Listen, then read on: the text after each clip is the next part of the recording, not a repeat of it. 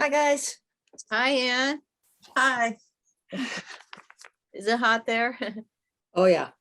Yeah. Although better than it was. It's only supposed to be about 92 today. It was Oh 100 gosh, today that's very hot. and 104 on the weekend, so I was not happy. But at least our power stayed on. Yeah, it's cooler here this week, but very rainy and humid. And the Oh, humidity is, up in the 90s. So yeah. that makes it feel a lot warmer than it is. Although it's drying out a little bit today. Oh, good. Um, with the sun, we finally have some sun, real sun. Hey, Kika. Right, right, Cardigan. Hi, Geeka.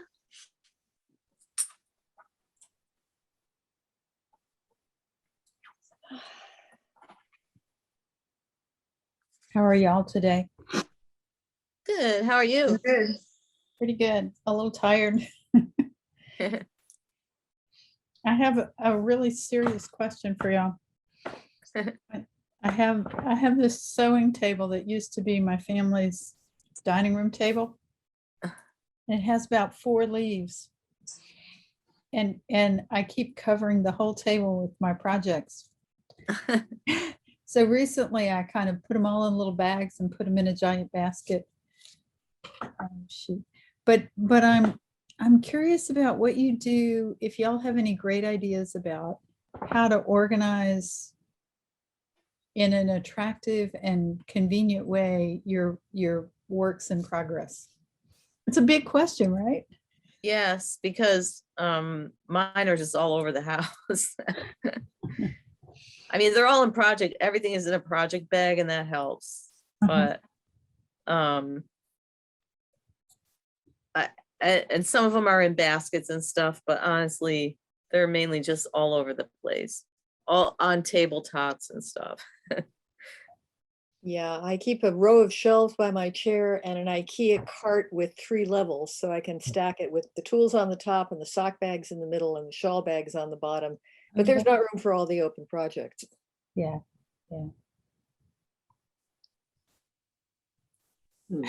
That's a good idea because then you can wheel it around with you. And do you have, I keep thinking I get these little bags, like I got this great little notions bag that theoretically could hold all the notions I would ever need. But I keep shifting them around from project to project, or depending, like if I'm on a road trip, then I'll grab the stuff I think I need for that project. And then I can't find, my little Stitch Fix thing or whatever. Yeah. I have more than one of many things.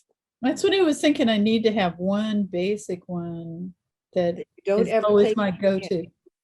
Right, that everything has to go back into that thing. Either that or have about 10 with all the same things in it. I don't know. I mean, that's what I do. I have the now I have the knit kits. I used to have a Notion bag and I just use the same one for everything, but now I have knit kits and I do have like 3 of them because our house is so big and there are 3 floors. I pretty much just have one on every floor just so I don't have to run from the 3rd floor to the 1st floor. But that has my tapestry needles, stitch markers, scissors. I don't really use a lot of other things. Tape measure. But you could probably, what? It has the tape It has measure. your needle gauge. And the tape measure, yeah. That's the good part. And the crochet hook is in it. And it has a counter. I never use those, but it has the counters, row and stitch counters. And then in my chair where I do a lot of knitting, I've got a bag there that has a more complex array of stuff, but really more just of the, I still only use those same tools most of the time. So it doesn't have a lot of extra stuff, but it does have like a long ruler, that I can't carry around. Hey, Catherine. Hi, I'm just laughing because I have like 8 knit kits, being the hoarder that I am. I wish I had. I have like 8 different colors and I match my knit kit with my bag.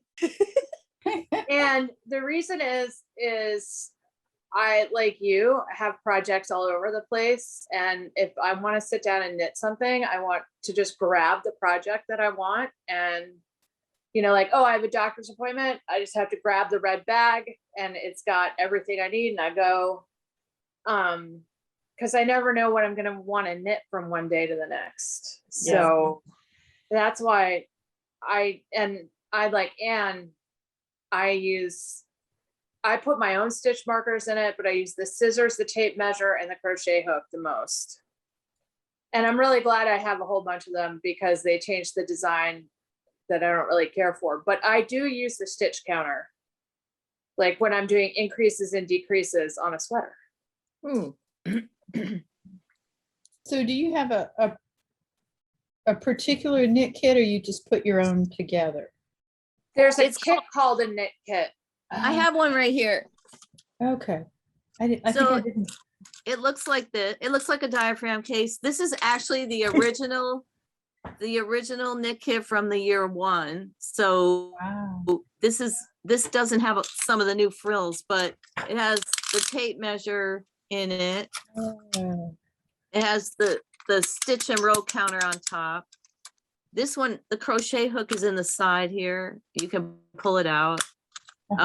This one has a blade for nipping thread if you're doing embroidery or something like that. And then the back has a trap door that opens up. Now the newer models have a needle gauge on the door with the holes in it for every size needle. right.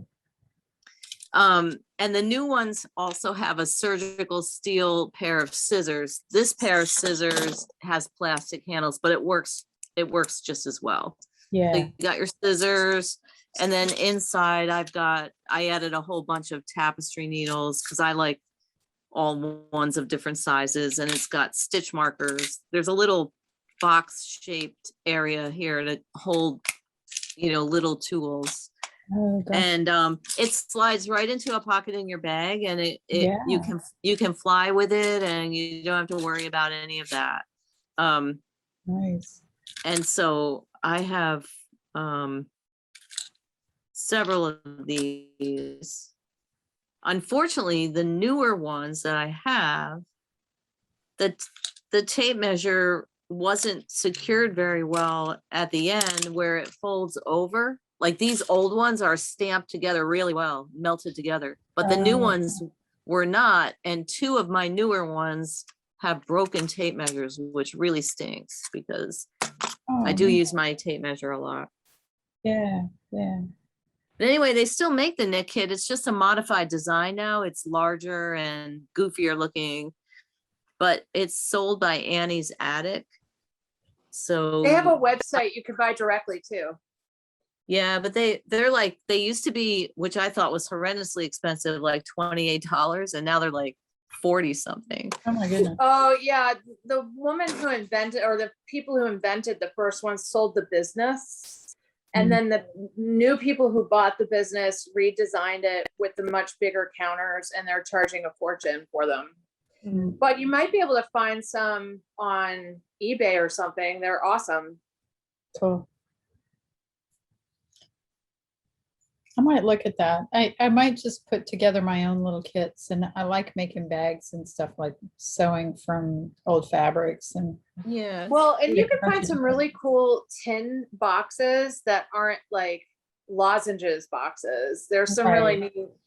I have a little wood cardboardy box that some stationery came in, that, little note cards, and Yeah, I've made like a little sewing kit and put a ribbon or a ponytail holder around it to hold it closed, yeah. that kind of thing. I had a friend send me one that was like a lozenge box Mhm. that she painted as a hurricane knit kit, and she put Oh, all cool. like my favorite things in it, and it snaps closed like a lozenge, like an old Sucrets tin kind of thing. Yeah, yeah. Cool. Well, thanks. I think one of the things that I come across is when I either get it all spread out and then I don't have any room to work, or I tuck it away and then I forget it's there. but I don't like having just one project. I have friends who, like, they finish one project and then they do the next one. And not only do I knit, but I do other stuff. And so it's just a lot of variety. It starts making me feel sort of ADD. Oh, look, there's a squirrel. Well, I am ADHD, so it works for me. That's all I can tell you. Yeah, I basically have a huge pile in my study of project bags with WIPs in them that I'm probably never going to finish. But every once in a while, I pull something out of that pile and I do finish it. So I started a few years ago. I had a sweater that I had started, and I had pretty much even forgotten about it, and I hadn't done much knitting, and I finally got it out, and it still took me quite a while to finish it. But since then, I've been steadily either finishing up old projects or starting new ones and really getting them done before. yeah. So I used to start out every year by really like going through my stuff and saying yes, no, yes, no, yes, no, and ripping out everything I was truly not going to finish, or that I had finished and said I was going to fix, but really I just hated it. So I finally just, would do that once a year, and that was very refreshing, but I have lost track of that habit. I haven't done it in a long time. It would free up a lot of project bags for sure if I did. Yeah. I'd have a whole new collection of project bags I haven't used in years. And do you have a lot of different kinds of project bags based on what kind of project it is? Or like, I Kind of. love my little yarn box project bag. I think it's just fabulous. The barn box one. Yeah. I like something around that size. I have a couple different types that I like. Look what I got, people. And the bee, oh, look at Oh, you gotta you. be good for you. That's awesome. No kidding. Very happy with mine. Cool. So that's mostly what you use, Anne?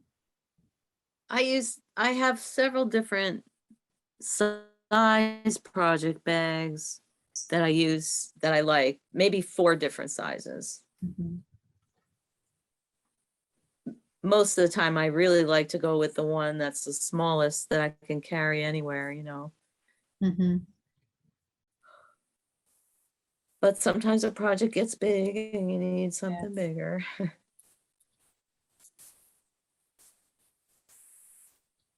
Hi, Catherine. Haven't seen you in a while. How is Hi, guys. Jose's mom? Does anybody know? I know she's great. She's doing really Oh, well. Oh, good. Jose's not here because her mom might be able to get out of the hospital today Oh, Okay. and go to I- the nursing home. So I that's why haven't she- I haven't emailed with her in a couple days and I felt bad, but I just haven't been able to. Her mom is exceeding expectations. Yeah. It's great. Very determined, doing well. And That's very eager good. to be out of the hospital.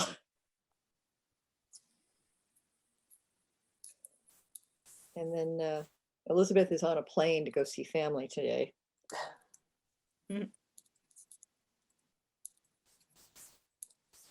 Is Josie's mother going to the nursing home for what's that R word? Rehabilitation. Oh, yeah.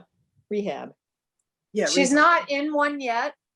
So they were waiting to hear. So she might go home, but I don't think so. I think if they're moving her, it must mean that she got a spot, Hope Okay. so. is my guess. I'm sure we'll get an update from Jose when she gets better data.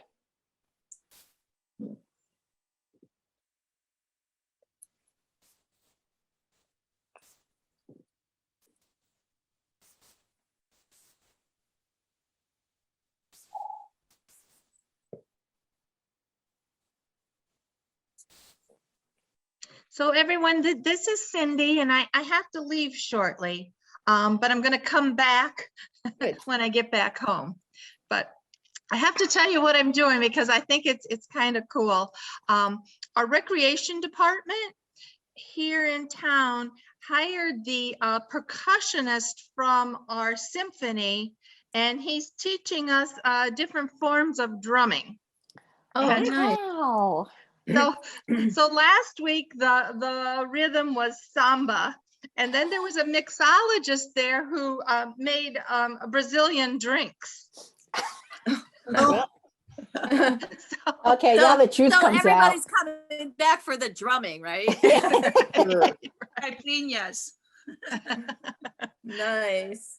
I don't so- know that a Zoom KAL can compete with that, but so they have the drums there for you to use? Oh, they have lots of drums, tambourines, bells. And he kind of Okay. forces us around to try all of them. And Oh, That that's just fun. sounds like great fun. Yeah.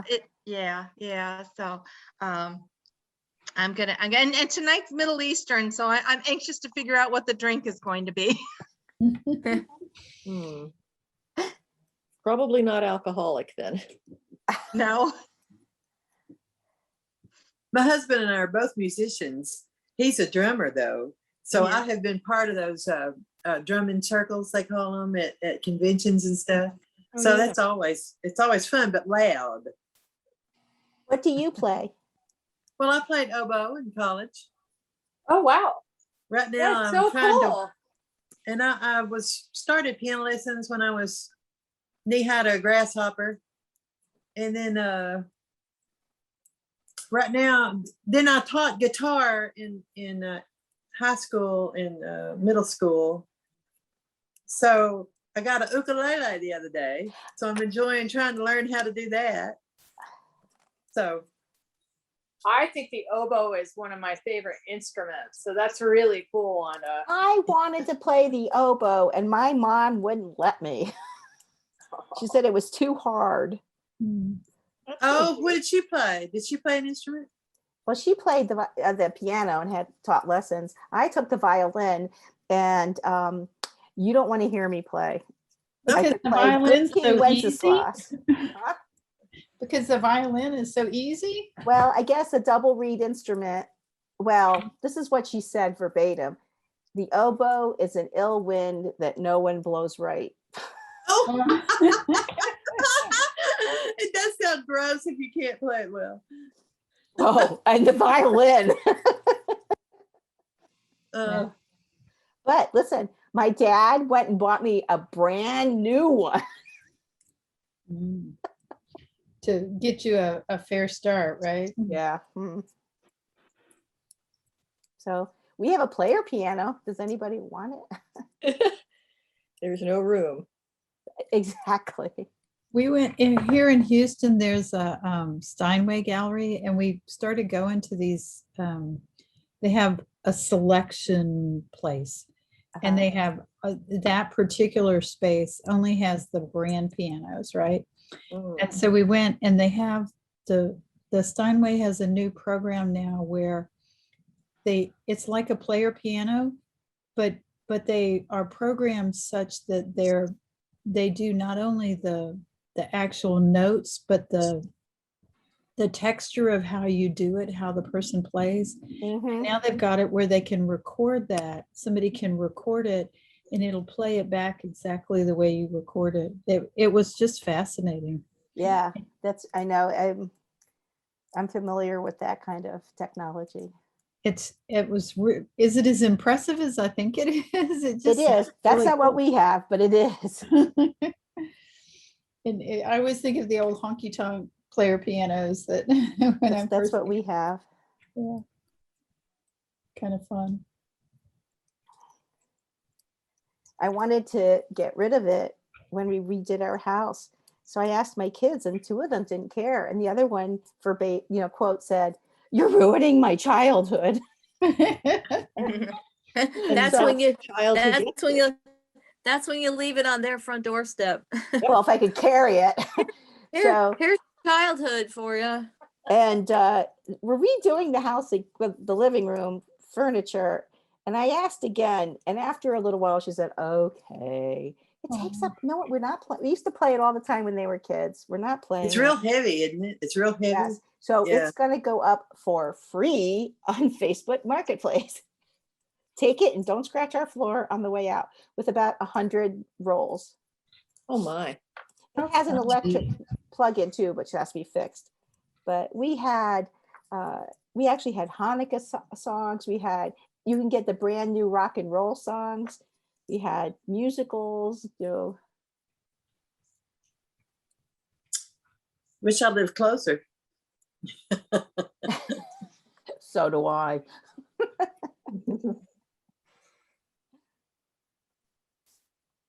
I can't believe a school wouldn't want it. You couldn't donate it to a school for a music program? Or I don't know. It's not really in tune. That's a good idea. They'd have to come get it. Thank you for that idea.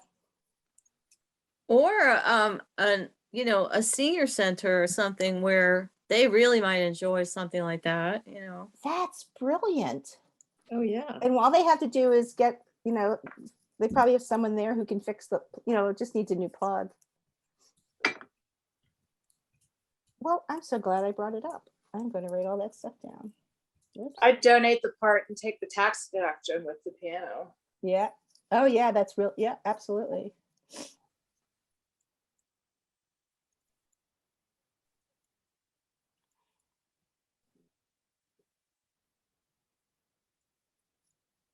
Brilliant. You guys are brilliant.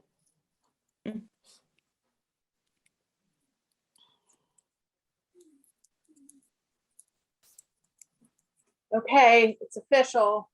Herring weave is done. Well, let's see.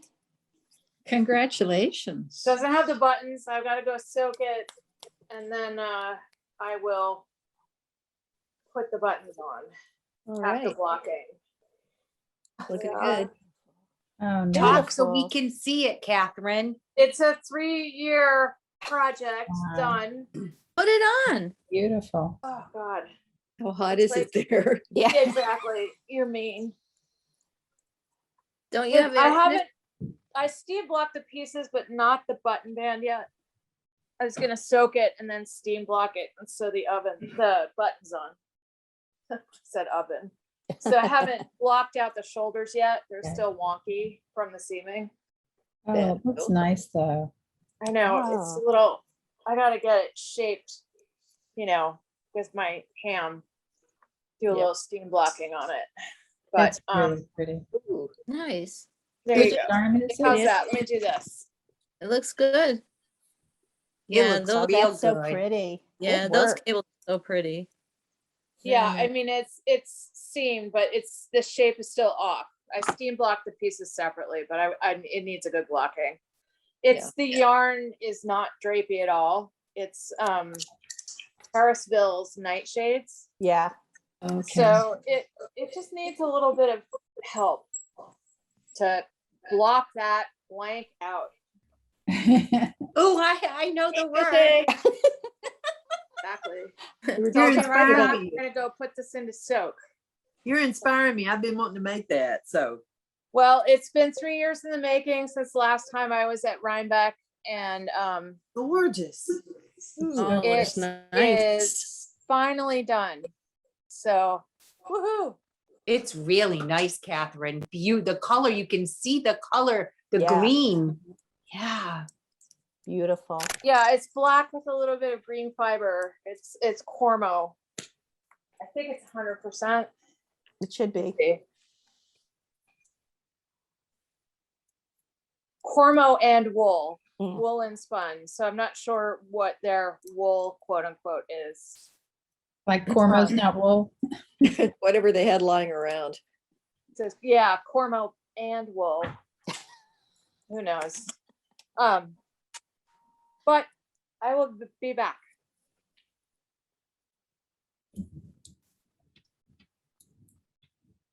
So Jose, how's your mom doing? Good.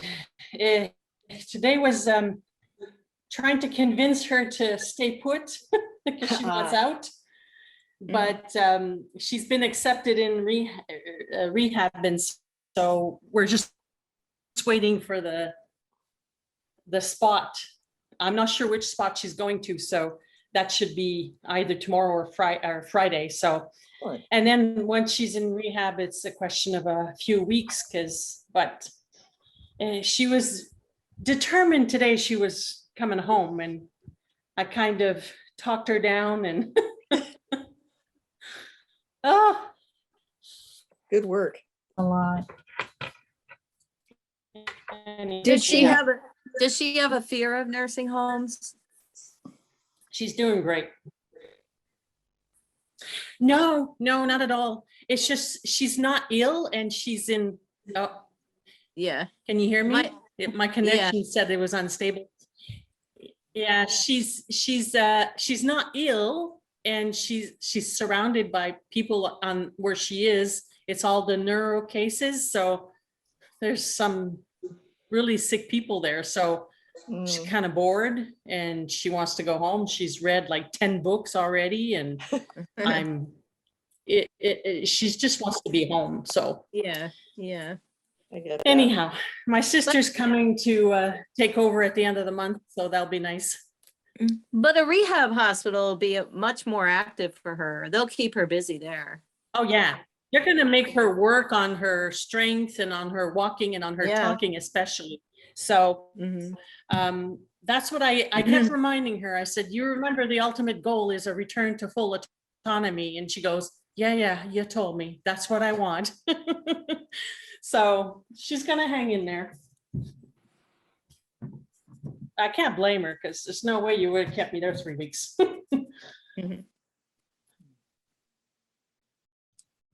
Anyhow.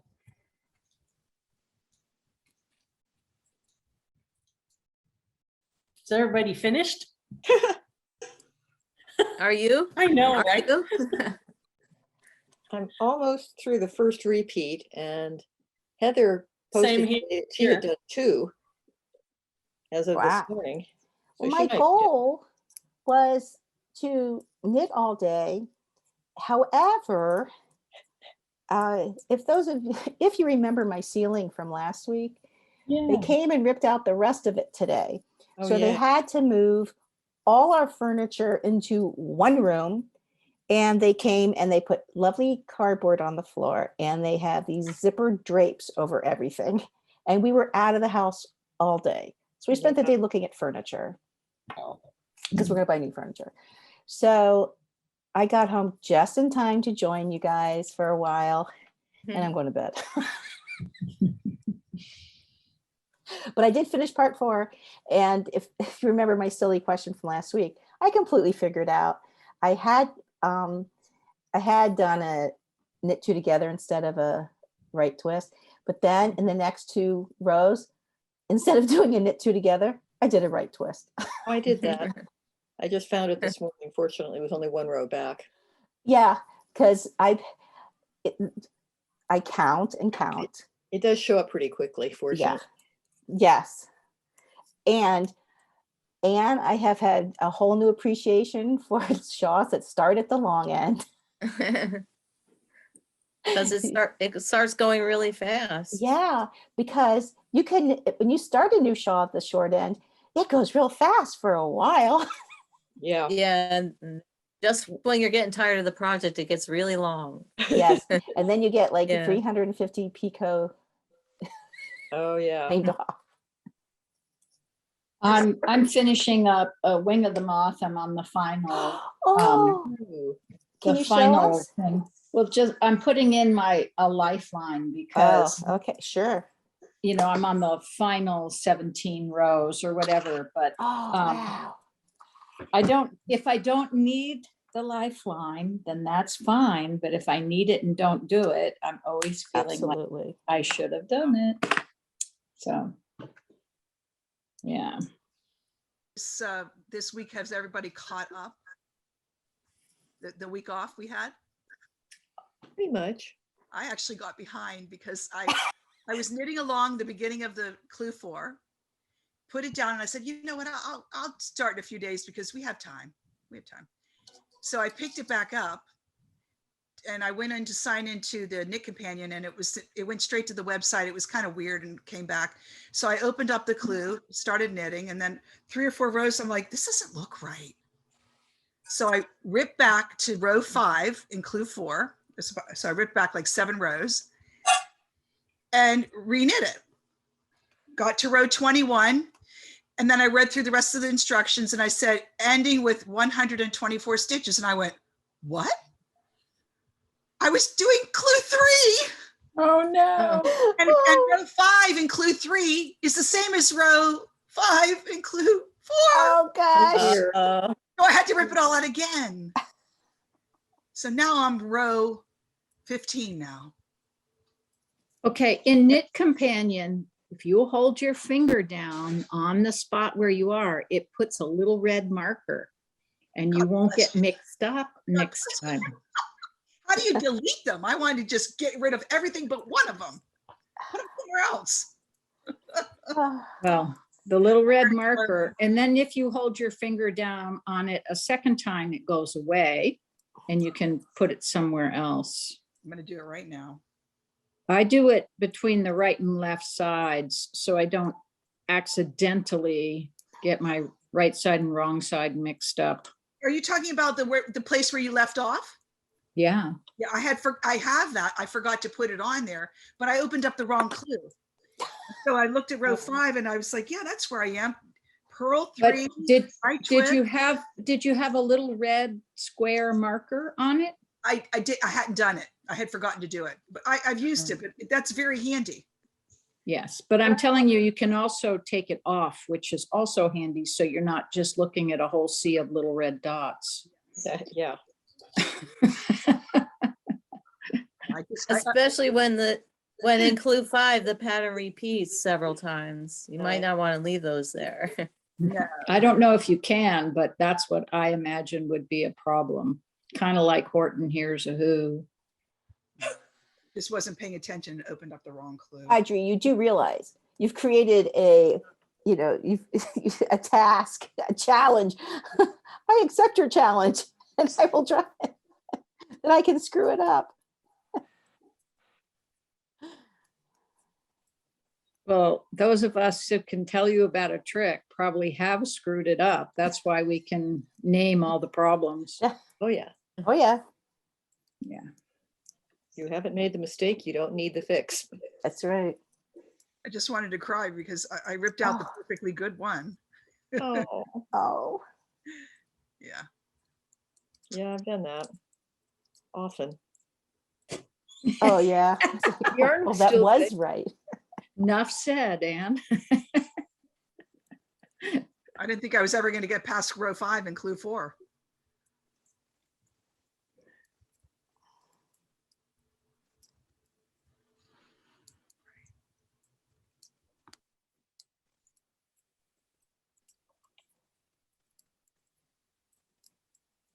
Okay, there's the last stretch of my lifeline. Hey, Heather. Have you finished the 3rd repeat yet?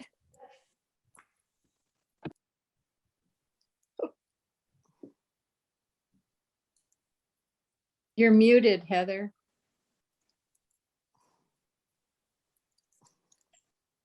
No, I'm at the end of the 2nd repeat.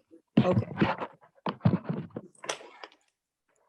Heather, are you still home? Are you still home? I'm home. I mean, I'm back in Arkansas. Oh, you're back in Arkansas. I'm back. Oh. Yeah. No more Wimbledon, huh? Oh gosh, thank goodness. Did you have to quarantine when you came back? Officially, I'm supposed to quarantine, I think, for 10 days, Yeah. but nobody checks. I'm going to Falmouth in 2 weeks, and I didn't quarantine the last time I came back, but I wasn't sure if they had changed anything. Well, How are you now, Constance? thing. In England, somebody came to the house the day after I got there, and then they called me every day. They called me twice. Yep. Yeah. And it's so funny. My partner, my official name is Mary Constance, and they called and they said, "Is Mary there?" And he goes, "No, there's no one here by that name." I go, "It's me! It was the track and trace." Oh, It's gosh. gorgeous, Audrey. There we go. Ooh. If any, Ooh, I'll look lovely. at say that's the wing of the moth stuff. But down here at the bottom, I almost like the reverse side because it looks like an egg carton. Yeah, I'm sure it will block out beautifully. that's lovely. It is gorgeous. Yay. Okay. Is that sweater you're was- wearing, Tarji?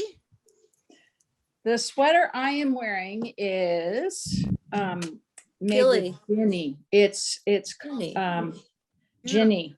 Ginny, Ginny Sport, Ginny anyway. Yeah, that's And nice. it's the I forgot the name of it. So there you go. Yes. Elasia. Oh, there we go. Yeah. Okay, now back to honeycomb.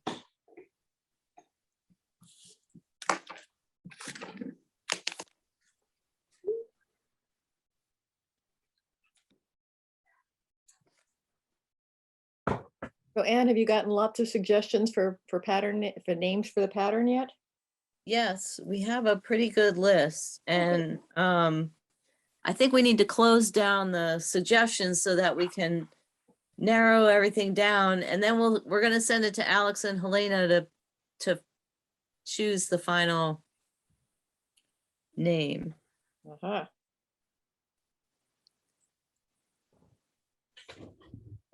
And I heard you say the winner gets a lifetime supply of yarn. In your dream. Maybe on the planet you live on. You have to knit the project before you get anything else. Oh, God. Yeah, no. Bragging rights. Oh, I'd love that. Well, no, they do get a prize. We have some nice prizes, actually. Oh, good. We have to decide what all the different prize categories are because we have a bunch of prizes.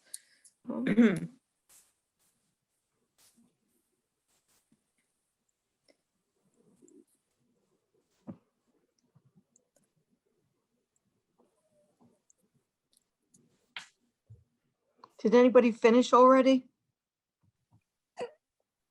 I'm just starting. I just wondered if anybody been speed knitting away. Barb finished one, but to be fair, she had the whole pattern because it's a shop sample. Yeah. Fair. So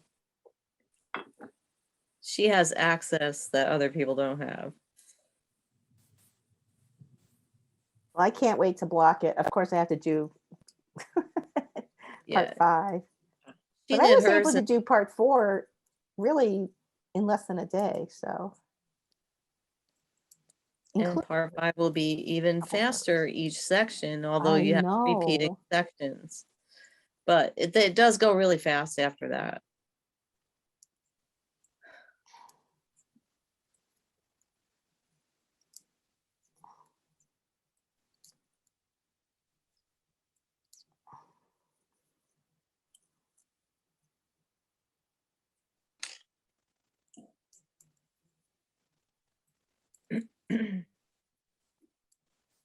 But Constance, next time you go, it should be a lot easier because vaccinated people, they're going to let come and go more freely in future. I paid almost $600 just for the testing. Yeah. Wow. To do, it was 150 to go. It was 300 for the 2 tests while I was there to quarantine. And then another 150 pounds, which is what, $260? 200 and some dollars. So it was almost $600 just to go for one trip. But Yeah. my partner lives there in Falmouth. So, and he can't come to the States because of the executive order. So Yeah. he hasn't been to our home in Florida in a year, in over a year. Aw. Oh, Yeah, crazy. When are you going? 28th. I'll go for a month and then come back. Well, the 19th, they're supposed to be slackening all the regulations. And I don't think they're going to do it. You don't think so? Not with the Delta version. 60% more infectious. I don't think so. I just hope they don't lock it down again. It gets a little boring. yeah. It's nice to go and have a coffee, you know? It's nice to Yeah. live in the New England. I've lived in Falmouth, UK and Falmouth, Massachusetts. Oh, you have? I used to work at Logan. Yeah. Oh, that's so funny. And here I thought you were talking about Falmouth, Maine.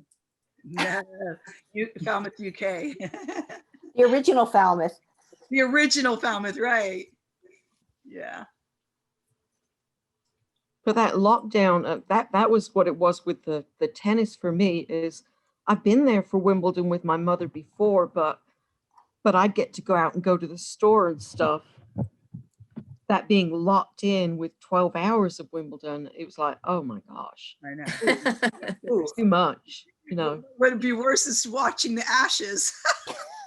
Cricket. Yeah. Did it rain? It always rains during Wimbledon. Yeah.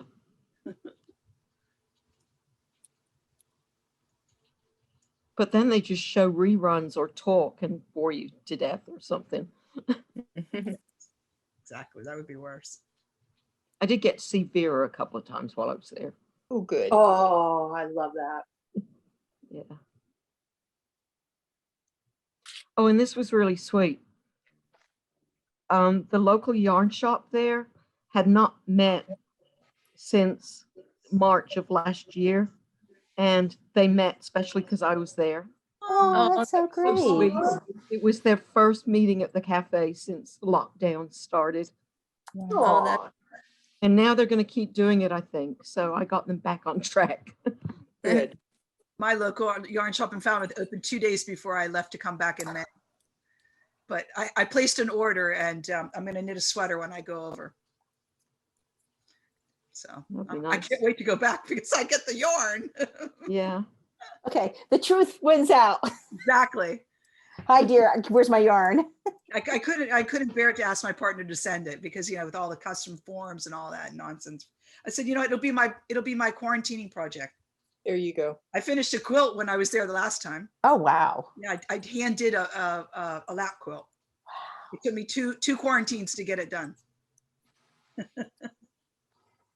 It's a 2 quarantine quilt. That's right. And you know what? I totally don't mind being in quarantine because he's right on the harbor. So he's it's Oh. right on the water. So you just sit and look at the boats all day and knit. So That's good. That's nice. drink coffee. Life is good.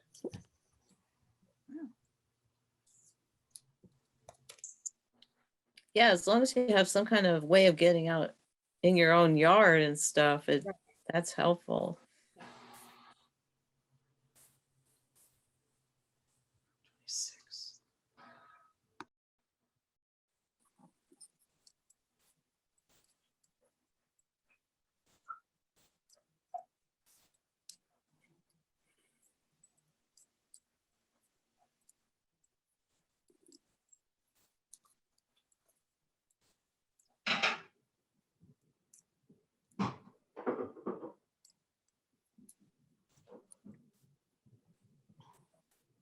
So are you working on a secret project, Diane?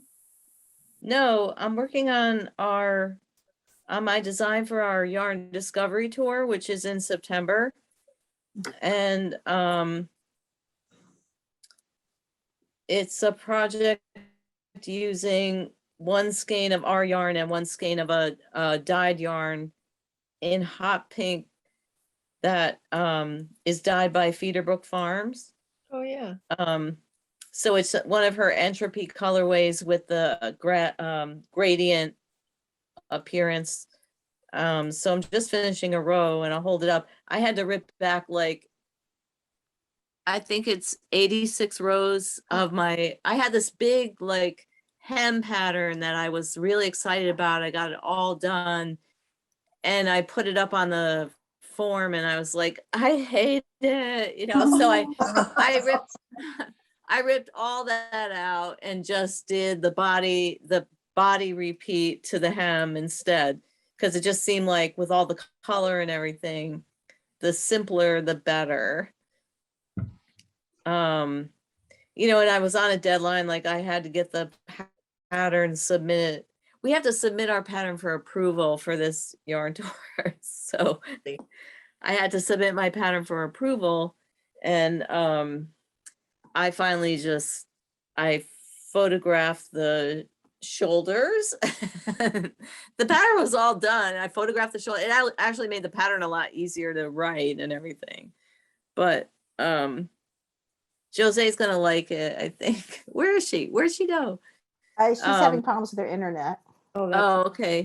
comes Oh, back that's to what you me. showed us before. Yeah. Oh, Yeah, Is so that it's just, mosaic? How cute. yes, yes. Oh, So, Pretty. so the giant flowerets didn't work out for you? no, the big flowers that I was really excited about didn't work out. Oh, They're well. they were beautiful, but they didn't they didn't read as elegantly as I had pictured them. And this motif is, I feel like the shapes in this motif are really elegant, and the shapes in the other motif were a different character, and they just didn't really complement each other very well. So another time, I'll use that another time and something. So is It was- that the thing where they Oh. have the passport? Is that, or is it a different thing? Yeah, that's where you get a passport. We did it last fall. We did it all virtually last fall. No, it was partly in person. We were able to open our shop last fall for it. But we actually got a lot of activity in the virtual version, and they're going to keep that part of it. So everyone will Yeah. be able to participate again. That'd be nice. Yeah. Yeah, yeah, yeah. It's fun, and the yarn is really pretty, and I don't know. Well, I did that last fall and yours was hand down the nicest pattern. I liked it way Um, more than the others. I always make an effort to design something for the Yarn Discovery Tour. So it's a brand new thing, and it's exclusive to the tour for that month of September, and then it goes on sale to everyone else in October. So just to keep it special for everybody. And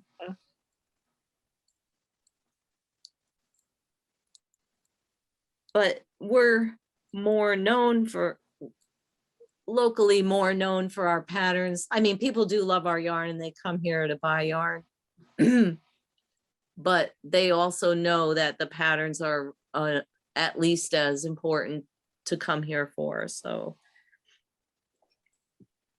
I feel like our pattern should reflect that and not be just like the photocopied thing out of, some people do really simple isn't the word to describe them.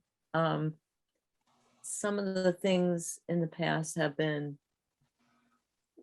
kind of underwhelming, I guess. That's so tactful. I don't want to say Yeah, I anything bad. know. You know, I know that we're lucky to be a business that has a house designer, and not everybody has one. There's just so many great designers that you could pick their pattern that I don't understand why people don't. But I don't know. I don't even know where people are getting some of the patterns from.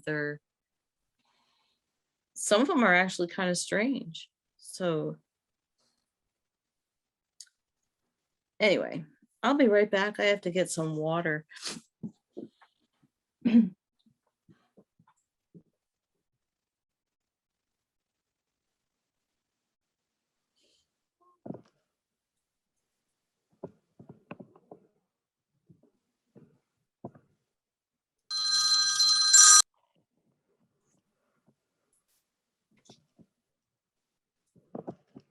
So last time I saw you guys, I was swatching for her home office with the Target Sport.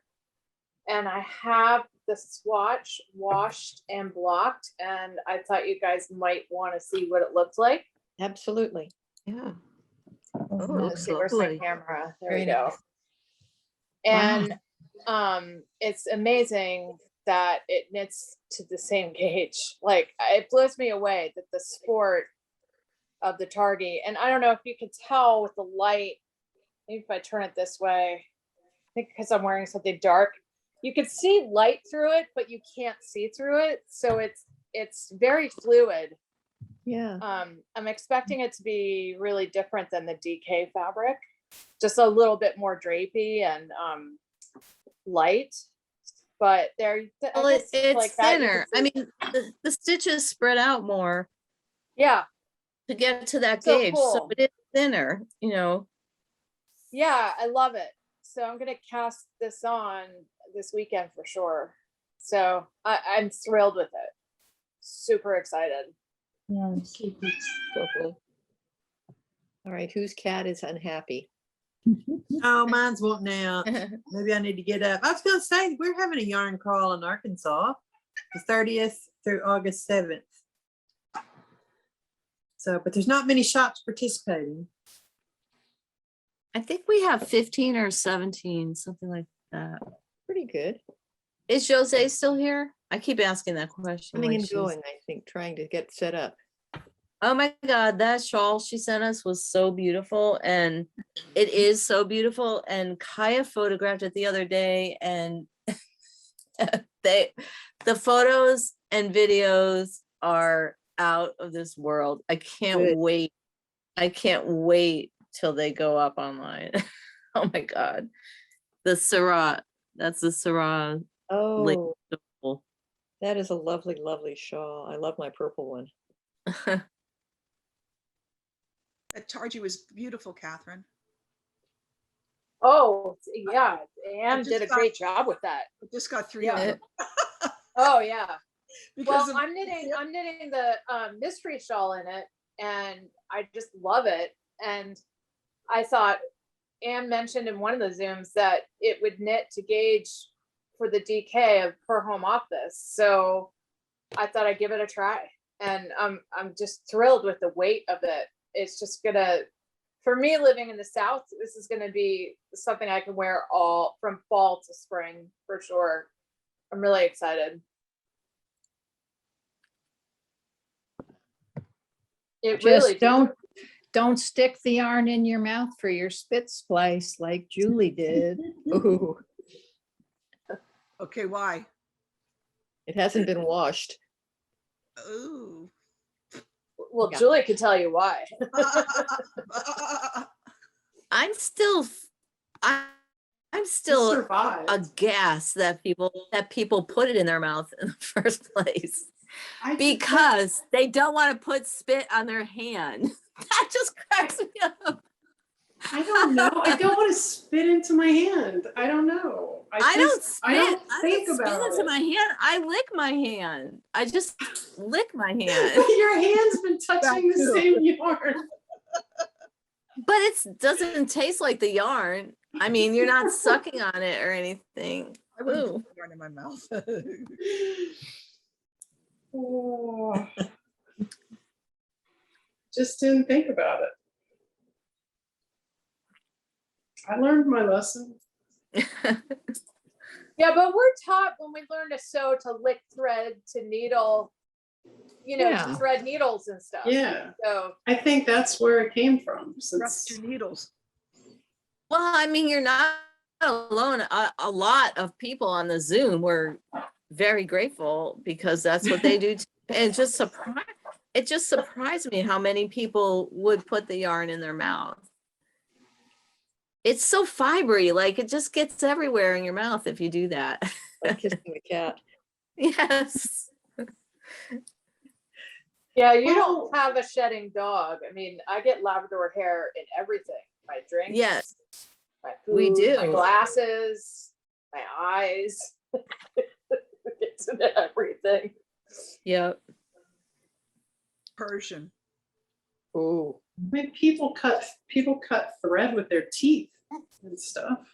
I know I used to do that until I wore out the tops of my bottom teeth that way. I mean, Is that yeah. what you made them for? Shoe thread?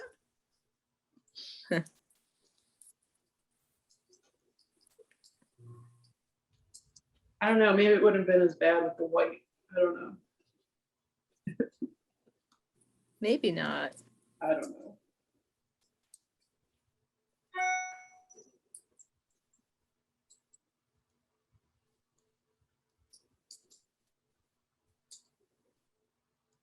I was laughing before when you said about the project bag, that you need to use bigger bags as projects get bigger, because I will show you when I get to the end of this row, I will show you this monstrosity that I'm sitting here in 84-degree weather with this on my lap.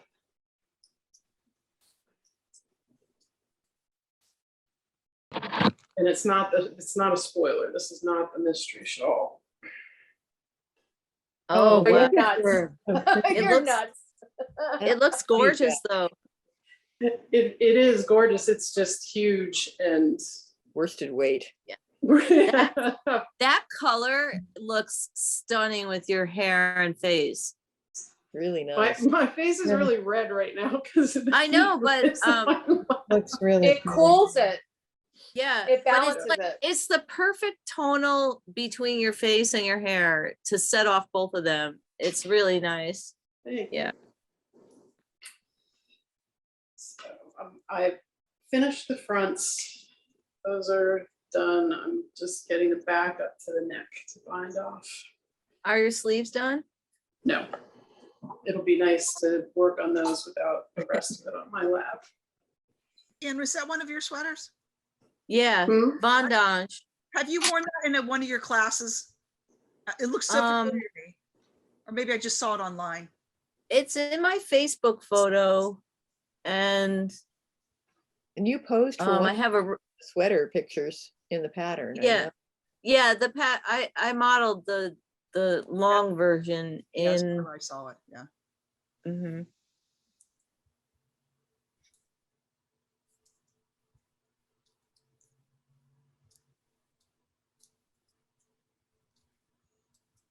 Is that the breakfast yard or the stone soup? That's the Targhee worsted. The Targhee worsted Oh, in Appalachia. beautiful. It's going to Julie, be are very- you doing the short or the long version? This is the long version.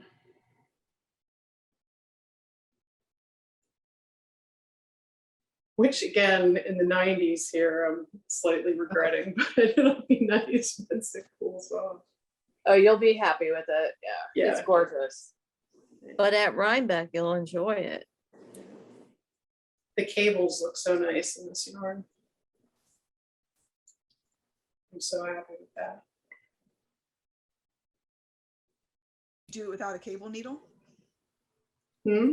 Did you do it without the cable needle or with? Yes. Nice. No cable needle. And this yarn just, there's like no worry about it. I've just cursed myself, but there's no worry about the stitches like falling out. It's grippy. So the stitches just sit there when you take out the needle to do the Yeah, cable. it's almost like they have a little wax in them or something. Yeah.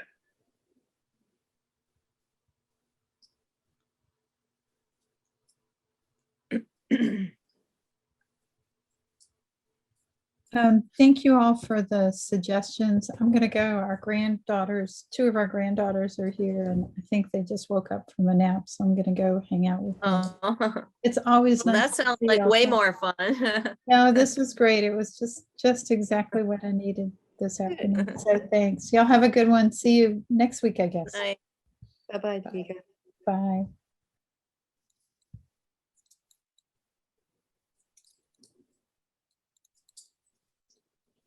Yeah, it looks like Jose's network is really causing problems. Oh my God, that was painful.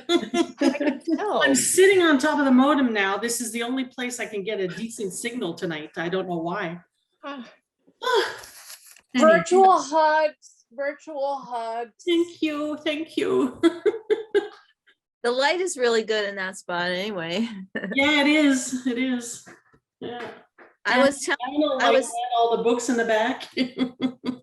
I was telling everyone that the shawl you sent is so drop dead gorgeous, and Kaya photographed it last weekend, and the photos are just out of this world. They're Oh, so I can't wait to beautiful. see them. and she shot some video, and they were in this, I forget where they went, but they were in this spot where the view of the sky behind the model has these amazing like sweeping clouds. Oh my God, like the whole thing was just so perfect. And the light was so beautiful, and Oh, wonderful. you'll be very pleased when you see it. It was another one that was hard to send away. Oh, we appreciate it so much. I enjoyed making it. That yarn is divine. It's just, And yeah, it's a nice way to try other yarns that you might want. yeah. And let's face it, I don't need another shawl, but I love making lace shawls. So that was fun. Couch, you had it on the back of the couch a couple weeks ago? Well, Was it white? Yes, the white one. Yeah. Gorgeous. Yeah. Well, when with blocking, it turned out stunning, really Can't wait to see the picture. light and airy and beautiful.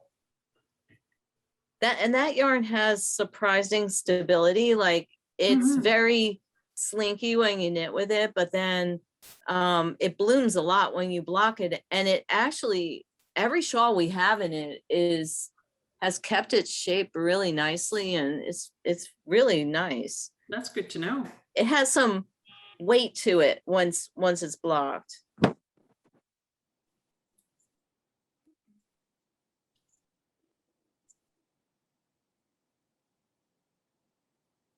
One of my friends came up, she said she had so many shawls that and she's 75, she's a nut.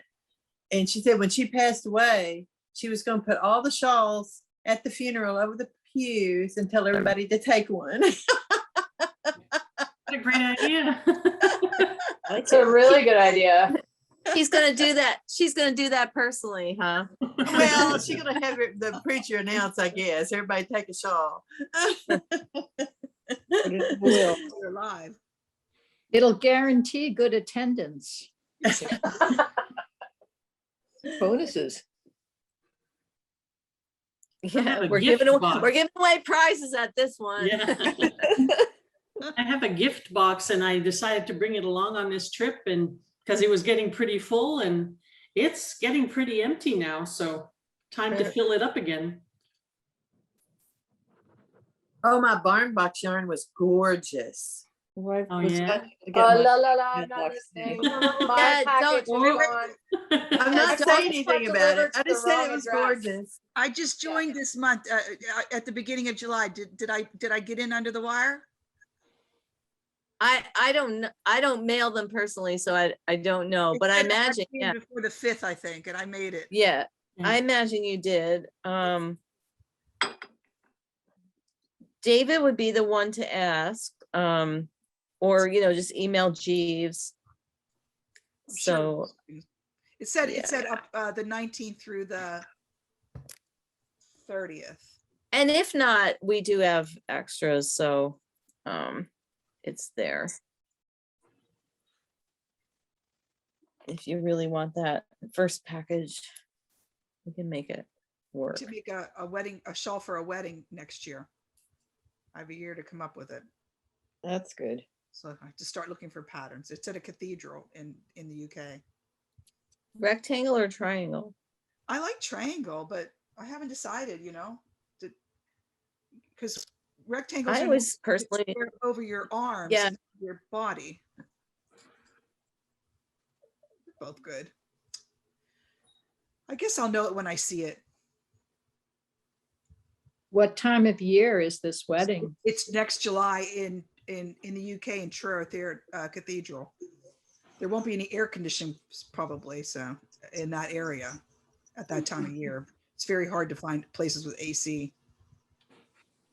churches tend to be cooler though, because they're so dark and everything. And especially if it's an old stone one, Oh, it's old. it'll be chilly. It's an old one. There are a couple I really like that are, to me, very bridal, like Irfa Oz one, and Pine and Ivy is really pretty. Wasp and Roses. Wasp and Rose, and then also Juneteenth is so Oh. pretty. I gave that to my virtual daughter-in-law for her wedding last year. Of course, it Did she ended like? with Flower Girl, but she loved it. Yeah. All right, I'm going to the website so I can start looking. I actually like that bee one, the long one, the shawl that you Yeah. did. In Yeah. the black, of course it's black, but I thought that was such a pretty pattern. Yeah, and there's a triangle version of that too. I would say, but if I can't get through this, I'm not going to start that. That looks like for an advanced knitter. You know, most of my patterns look that way, but they're mostly pretty easy to do. The instructions are always written out, and there are, you know, there really aren't that many patterns that have super difficult maneuvers. It's all just combinations of knits and purls and yarn overs and decreases. I will say it's easier to do a pattern that has no pattern on the reverse side, where you Yeah. just do straight purl or knit back with no Yeah, I agree. pants. For a lot of people, that's and actually that bee shawl doesn't That's good. have. Thank you. Yeah.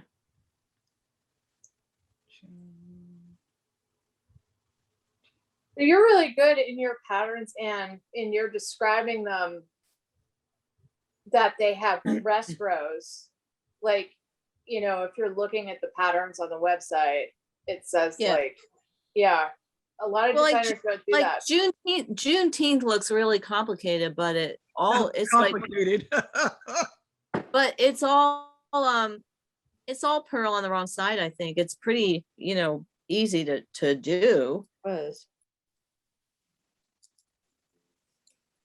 I like the yarn over waves. The hem of that is so pretty. It's actually a little flouncy, so it actually is not a ruffle, but more of a flounced hem. It's really pretty. Is this top down? Do you start at the bottom up or top down? Start at the top. Yeah. Beautiful. So it does get bigger as you go. I have a year.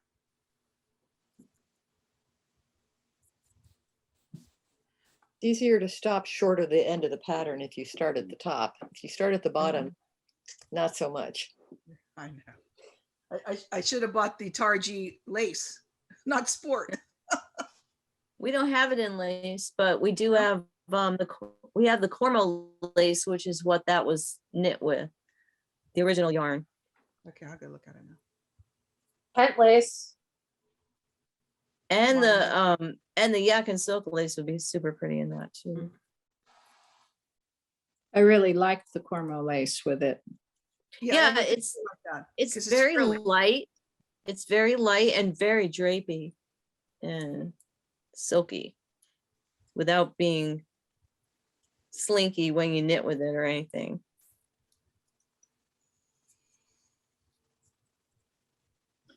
But if you have rough hands, it will stick and pull on your rough hands. Is it because it has? Because it's just such a fine yarn. Okay.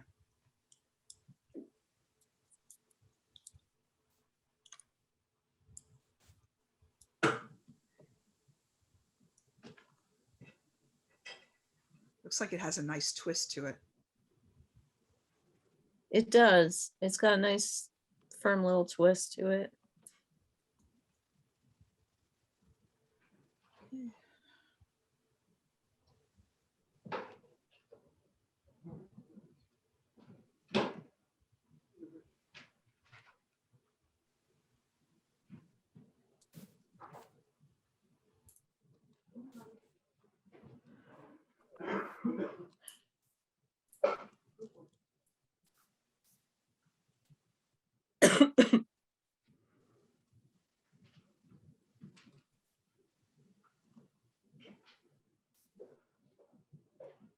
I wore Zinfandel quite a bit this spring.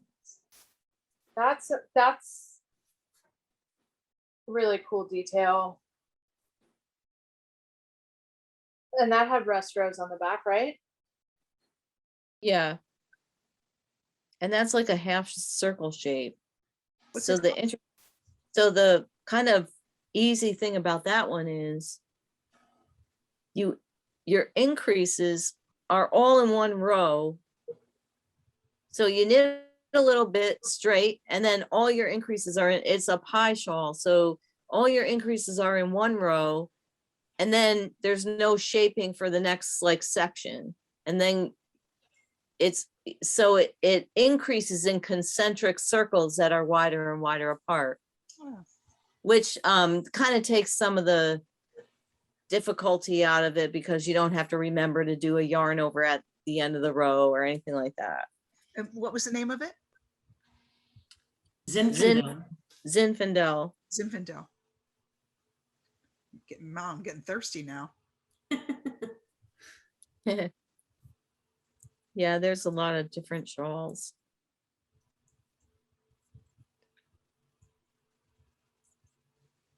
Oh yeah, that's pretty.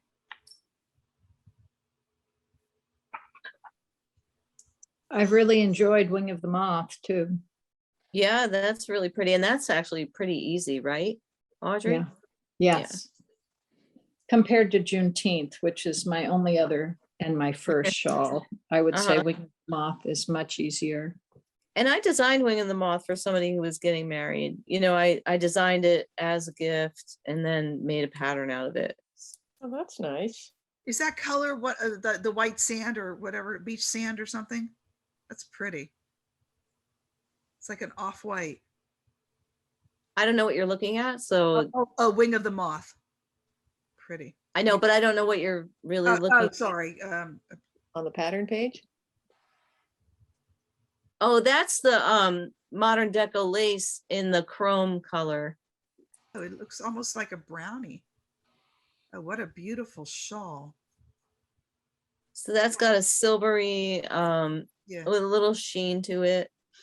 I like the two. Good for hot weather. Totally breathes. Yeah.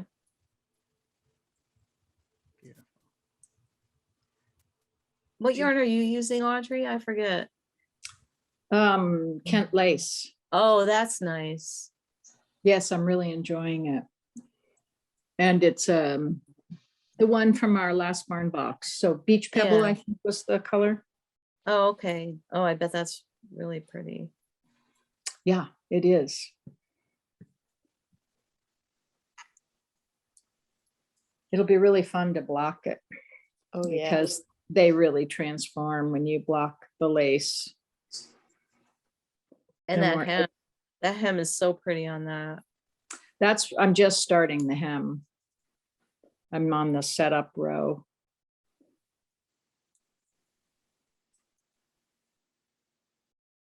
And then I'm going to look at how do I make all those stitches in the double yarn over. I've never done that. Oh, just knit front and back. Yeah, it's not hard. Knit through the front, then knit through the back, then knit through the front. And okay. And there's two of them. So in one loop you knit front, and then the next loop you knit front, back, and that makes 5. Makes a nice little twist. Okay. So easy. I can't These wait are to front get and there. back ones. These are double yarn overs, front and back. Mhm. You see the hole? Makes a big hole. Well, the holes in the Wing of the Moth are like this big. They're huge. They're not that big, but they're like the size of a quarter or more. Wow.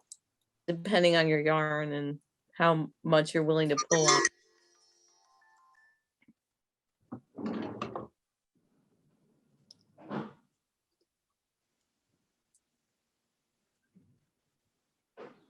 Well, I doubt I'll be here next week to see all the finished products. Because I'm going to go camping and I'm pretty sure I won't have any reception. Seems Oh, that's- unlikely. Yeah. So I keep losing track. Is next week the last? Yes. The MKAL? It's the last. Okay, I better get to work here. I'm on the last row of the first repeat. Same here, Anne. And then we have 2 weeks. We have It's 2 getting a weeks. lot faster in the third repeat. And then we start the Rhinebeck knit along on August 4th. Oh, Wow, that's a lot sooner than I expected. Let me check that. It might be the 7th. Until we get the formal announcement, we won't count on it.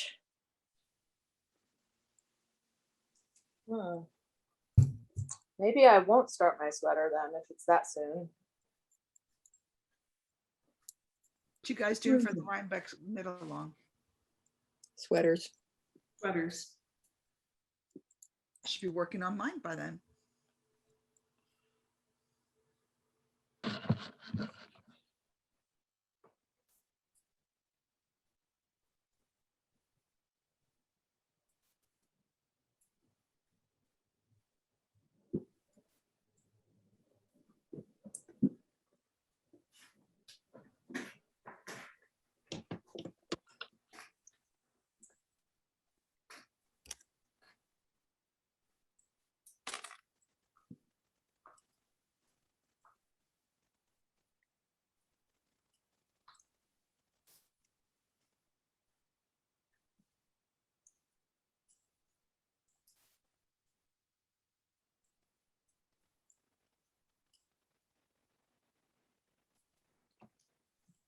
Yeah, but it just sent me my final proofreading project, so I guess I better go deal with that before the end of the workday. I will see you guys next week. All right, bye, Ann. Bye, Ann. Bye. We don't have it on our company calendar here.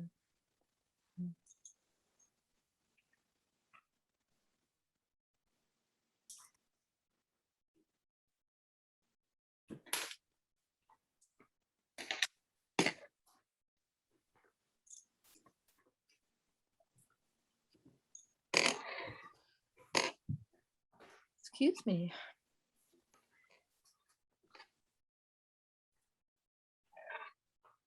Well, after our big heat wave and record-breaking heat here in the Pacific Northwest, I thought all the raspberries would shrivel. But they were just waiting. They did shrivel for a day or two. I cannot believe how many raspberries I've gotten. It's the biggest raspberry year I've ever had.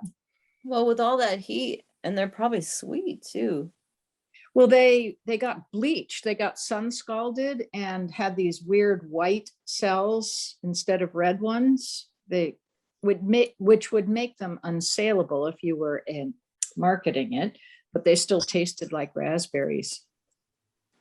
But I pick every other day and get 13 quarts. Holy cow. Wow. I know, it is a holy cow. I mean, usually for 2 days, I might get 9 quarts, but this is a ridiculous year. Wow. I'm going to prune them more severely next year. I'm pretty done picking raspberries. I guess you could put a sign out by your mailbox, like for people to come and pick for you. You know, I have offered to so many people, everyone I see, I have a lot of raspberries, come by anytime. They're really sweet. Not a single person, not even my neighbor comes over. Anyway. That's Wow. just crazy. That's crazy talk. I'd be there in a I- flash. Yeah. Yeah. You'd have to, wild horses would have to restrain me. Yeah. So the It is- sweater knit along does start on August 7th and it goes until October 2nd.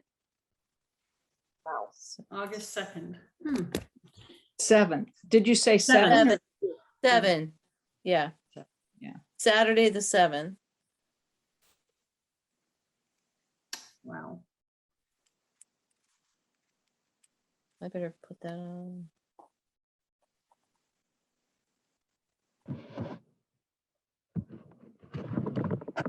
Well, dang, I didn't realize it was that soon. You said it finished October what? 2nd. Okay. The thing is, it does give us a 2-week break between. Yeah. Which is normally what we do.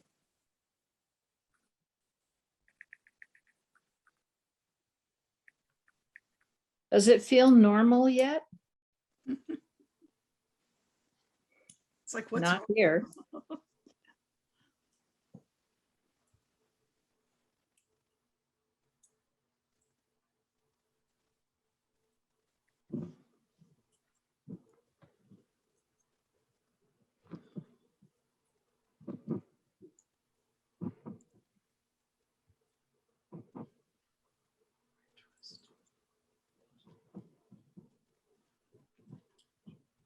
I think we might change the time so that instead of beginning on Saturdays at 12 a.m., 12 p.m., it might be 12:30, just so I can get organized between class and the knit along, but that would be the only thing that would make it different from any other time. And would we be doing Wednesdays and Saturdays as well? Yes, Okay. absolutely.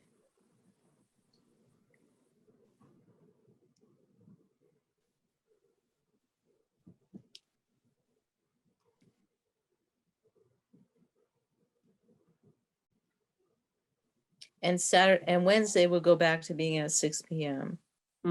Yeah.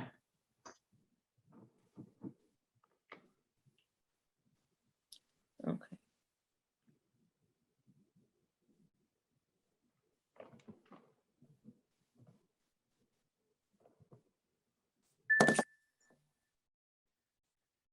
And we'll have a couple new sweater pattern releases and lots of fun stuff.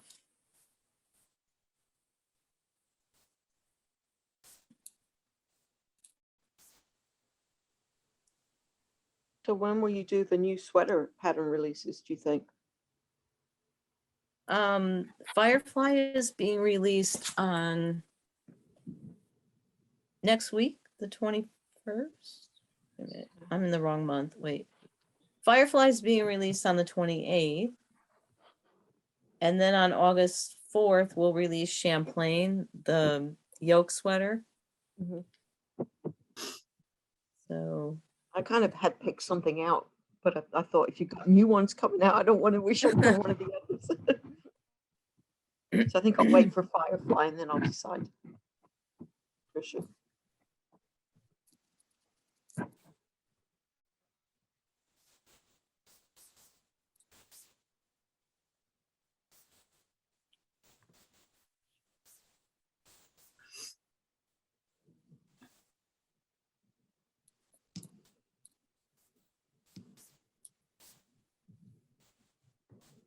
I'm not very far into my first repeat, but this is a much easier pattern.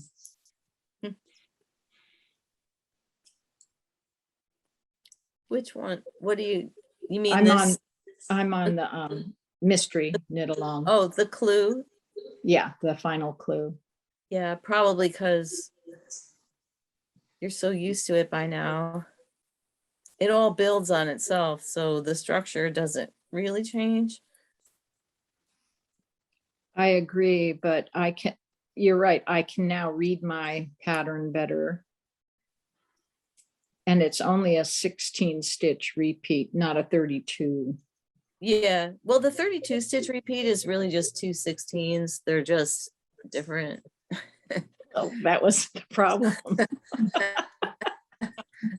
I mean, in my head, like the structure is still consistent across the 32 stitches. You're just knitting different parts of the hexagon. You know, all the while you're knitting parts of the hexagons. So that doesn't change in the whole shawl. That's right. I'm with you. I love how it changes from looking like hexagons in a beehive to Star of David's, the 6 really pretty.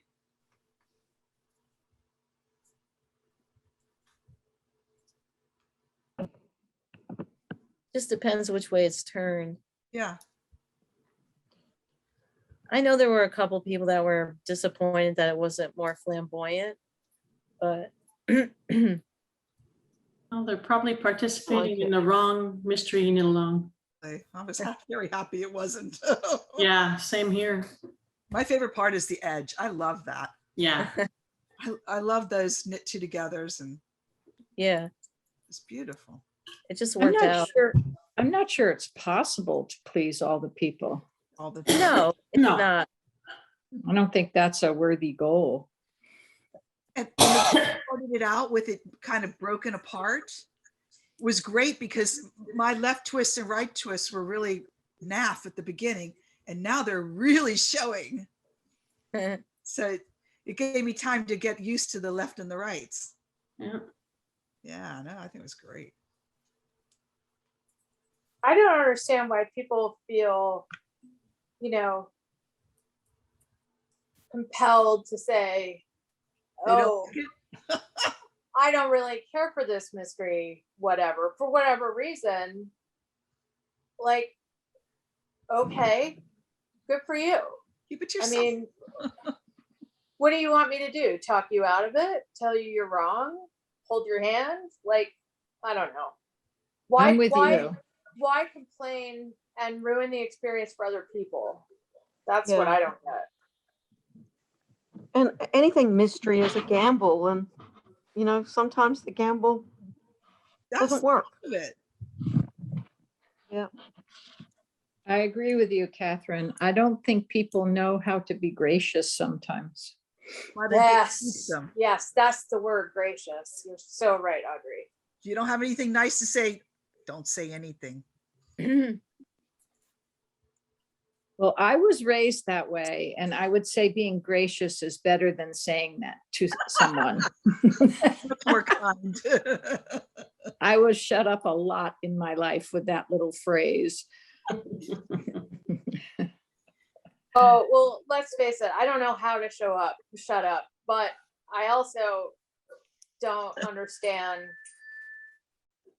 complaining about a matter of taste or, Yeah, that's what I hear Catherine saying is like, if it's not for you, just, say it's not for you. Like she's saying, to put it out in a group of people, like that it's not for you and you're disgruntled about that.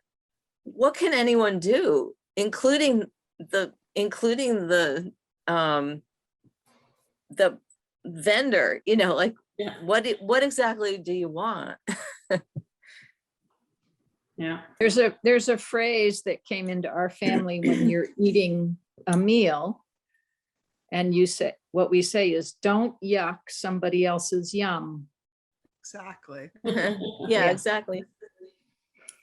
I get it, you don't like it, but don't yuck somebody else's yum. It's pretty catchy. And I know, I feel we're getting habituated to screaming our opinions about everything, and I don't understand how people have it figured out. No one cares. You know what I mean? Like, I have enthusiasm, like, say, for my swatch, but I know you guys are interested in the yarn and what it's doing, and you might be thinking about buying it or whatever, but I'm not going to go onto Twitter and, go crazy and expect anybody in the world to care what my opinion is, I don't know. People are addicted to it, I guess. Mhm. I agree with you. One day in the, sorry. Go ahead. oh, mine was sort of meaningless, so.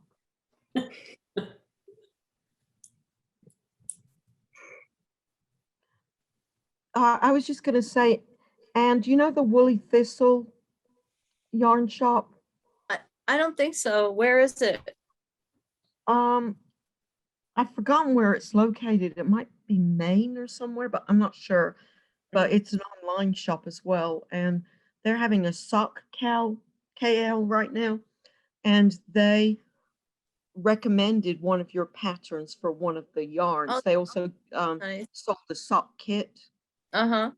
with like 4 different kinds of sock yarn, and then they recommended patterns for each Oh, that's a good idea to do it yarn. that way. And one of your patterns was recommended for one of the yarns. I just thought I'd nice. tell you. Thank you. I think it's nice to know you're being That's, noted out yeah, there. because they're encouraging people to buy it. Unlike there's a site out there that I think it's called Pin DIY or something, and it's all over Twitter and stuff this week because somebody discovered it and discovered that the way Pin DIY does business is they steal people's intellectual property and resell it for a very small amount of money, but in turn make probably making pretty good money because they get lots of sales. So a whole bunch of designers stuff is on there. They've been operating for years. It's run by, it's not the only site like it. There are plenty of these sites out there where I can find my patterns posted for free download or for $1 or whatever, all over the place. There's an eBay seller I've been trying to get eBay to, take down for years that has patterns of mine that they're selling photocopies of. Wow. That's terrible. And eBay won't do anything about it, and their stated policy is that they will do something about it, but they won't. That's been going on for years. And anyway, it's all over the place because somebody discovered it this week, but that kind of thing goes on all the time. So it's nice to hear that there are actual people out there recommending that somebody buy the pattern from me. Yeah. Yeah. Yeah, that's what they're doing. Sorry, I didn't mean to go off on a whole tangent. Just we got several emails from people. I'm like, yeah, I know there's absolutely nothing I can do about this. I absolutely can't afford the lawyer power it would take to fight this. Yeah. And the price of a pattern is the smallest piece of the investment in this knitting project you're about to do, right? Your needles cost more, your yarn costs more, your time, really. So true. And your whole project revolves around the quality of the pattern. Exactly. The success of it. Yeah. Makes no sense. And the willingness of the designer to support it and all of that. Which my aim is always to give my tech support in the pattern. So we're not burdened with a lot of email, which we're not usually, but I've had people see me wear something and say, "Oh, can you send me the pattern?" And I send them the Ravelry link. Exactly. yeah, Let them buy it. yeah, This is where I bought it. Cheek. Emphasis on bought. yeah. Maybe you should My try mother it. has tried to give my patterns to her friends who said to her, this has a copyright on it.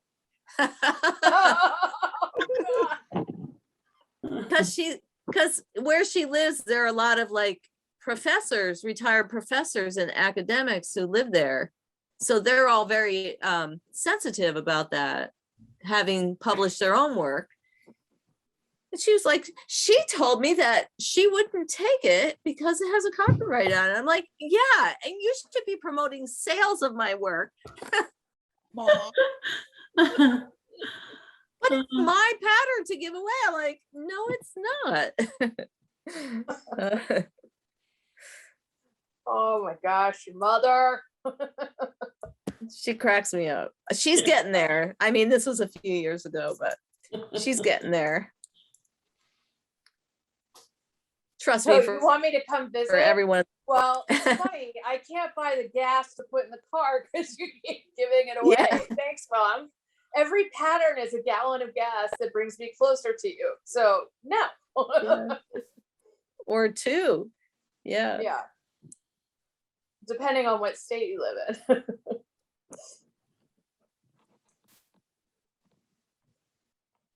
Well, gas here is still under $3 a gallon. Oh, California, it's over 6 right now. And we have an electric car, so we don't buy any gas anymore. But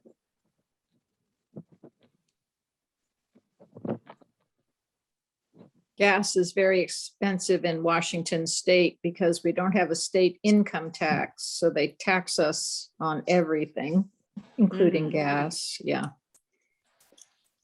that's how Tennessee was when I lived there. Food was taxed, and it's got even now an 8.5 or 8.75% it's sales tax on everything, which is just really high. 10 here. It's 10 in Fayetteville. Oh my God. Do you have income tax in your state? But you have The state tax, and we have Arkansas. I mean, that's the local tax, sales tax, and we also have state tax. Isn't it? But you have income tax there, right? In Arkansas? Yeah. Yeah, I mean, Tennessee doesn't, or I think they still don't have income tax. They don't. So what's they really just tried annoying is for we have Florida. both, Yeah. and our sales tax is 10%.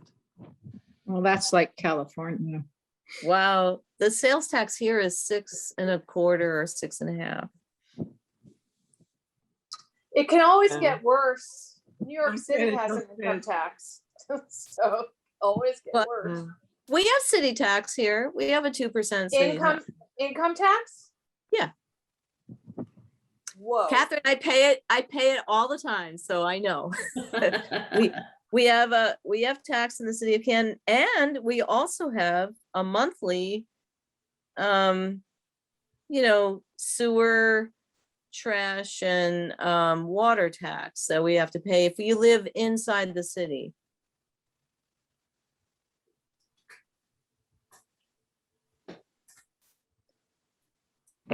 But our state income tax is really low in Ohio. It's not bad, In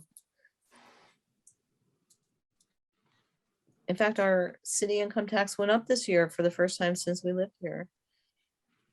Gosh, when I was practicing tax accounting, the only city I knew of that taxed was Manhattan.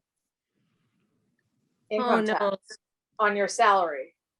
Yeah, no, I know there are others. No, Pittsburgh does. When I lived in Yeah. Pittsburgh for years, we had income tax. And then even when I lived in suburbs, they had tax too. Now, We had issues because entertainers, sports athletes and stuff had to pay income tax on, like, say, the Dallas Cowboys played a game in New York.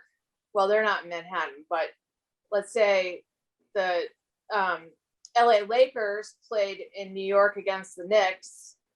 They had to pay Manhattan City income tax for the money they made the day they played the game in New York City. So it was really complicated for when we had clients that were entertainers or athletes. Calculating, we had to assign a ratio of their salary and all their expenses. Every year it was different because their schedule was different, and it was just crazy. I mean, I had the same problem when I lived in New York City. I had the same problem when I traveled around and did costuming at different locations all over the country. I had to pay tax in all those different places because I would go someplace for 2 weeks to a month, maybe 2 months, and work on a show.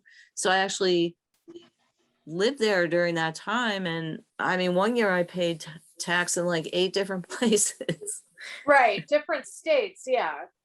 And that was something I saw all the time, but the only city I ever had that issue with was Manhattan. So those athletes would pay a New York City income tax, a New York State income tax, and the federal, as well as their residential state.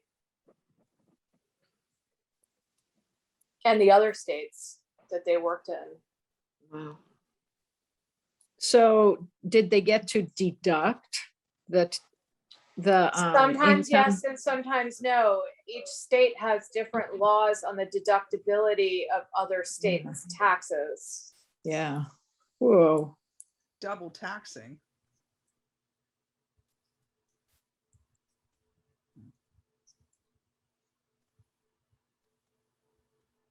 Complex. Oh, yeah. Julie, what part of Pittsburgh did you live in? I lived in Squirrel Hill for years. I did too. Did you? Oh, yeah. I lived in Highland Park. At the When top. I went to Carnegie Mellon for grad school, so I lived in Squirrel Hill, and then I stayed there for a while after. My boyfriend lived in Shadyside at the time. My parents had I lived in Monroeville for a year. I lived in Moon Township for several years. I love Shadyside. I walked down Shadyside in my wedding dress to go to Docks. That's a long time ago. Well, I was there from 1980, the summer of 1989 to 2001. Yeah, I left in 83. Moved to Florida. Got tired of the rain and the snow. I like Pittsburgh a lot. Great city. It just got to a point where I needed to change jobs, and I didn't really have any reason to stay out there. And my family was all back here in New Jersey, and my brother and his wife had just had a baby, and my parents were back, so it just seemed time to Good city to go raise back kids. east. And I miss being near New York City.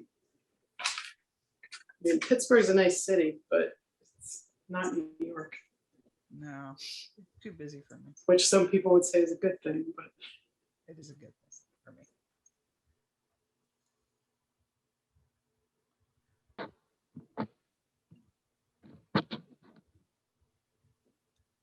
My dad went to law school at Pitt, so he used to drive by Carnegie Mellon all the time because the Pitt Law School library was just down the road, just on the other side of the museums off the Carnegie Mellon campus. Yep. I used to play there when I was a kid. I would go ice skating up at Shenley Park and then go to Carnegie Mellon. I think they had like a student union building that we used to goof around in.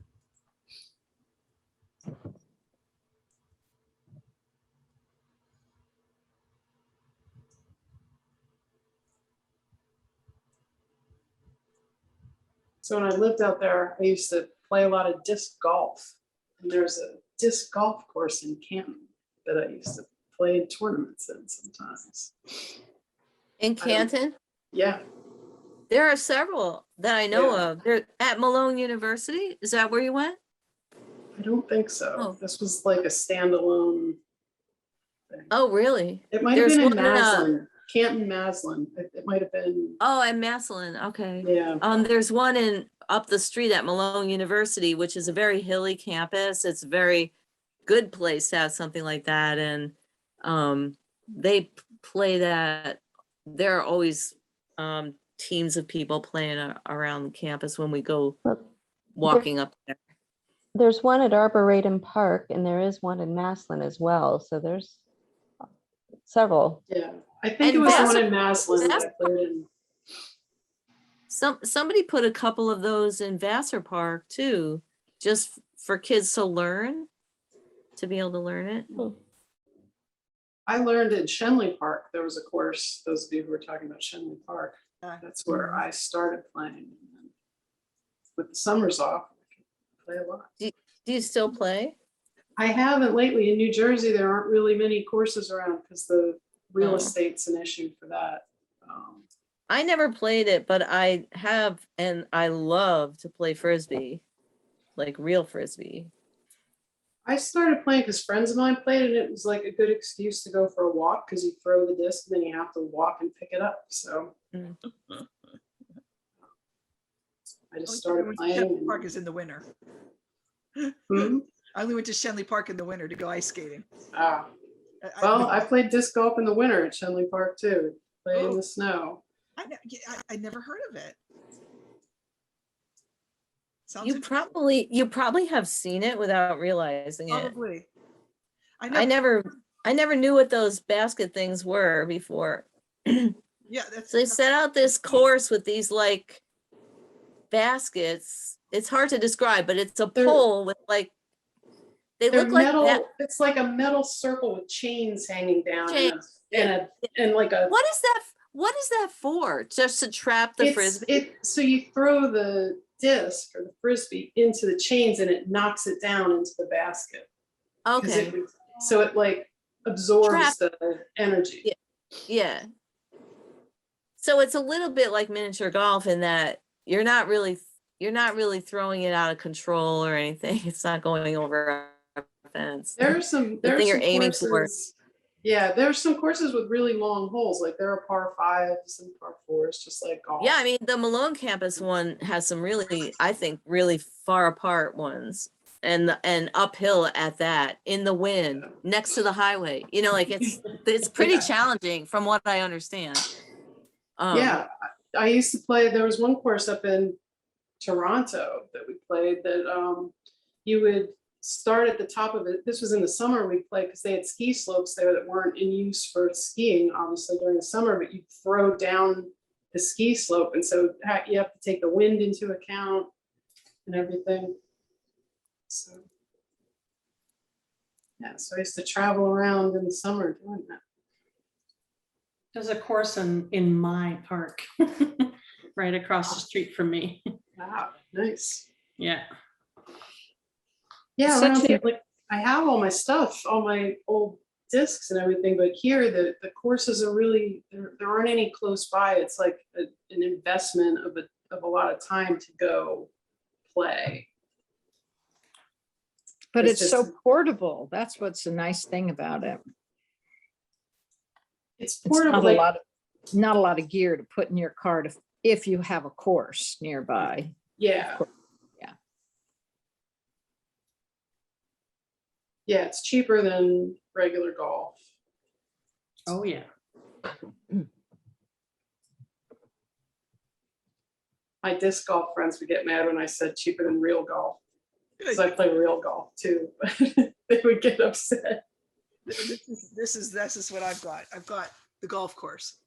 Nice. Yeah. I don't play it though anymore. It hurts too much to play because if you don't keep it up, I get I so don't know sore. why that muted itself. Yeah. And it said that you were the host now. Did you see that flash by? Yeah, did somebody go up? Did somebody? I It was looking said- at my knitting, but it said out loud and recording in progress. And I looked up to see why it was talking to me and realized it had muted me at the same time. And it flashed that KnitSpot was the host now. Huh. Weird. As opposed to who? Because I opened. You're the only host tonight. Yeah, it says KnitSpot. Yeah. Maybe it blipped out. Maybe the internet connection blipped for a minute. Could be.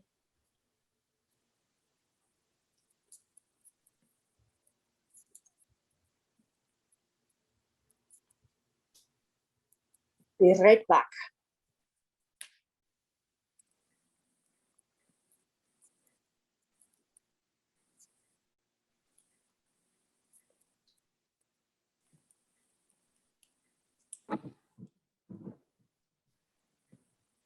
Is it good? Cardigan is laying on the sofa very elegantly, licking her legs.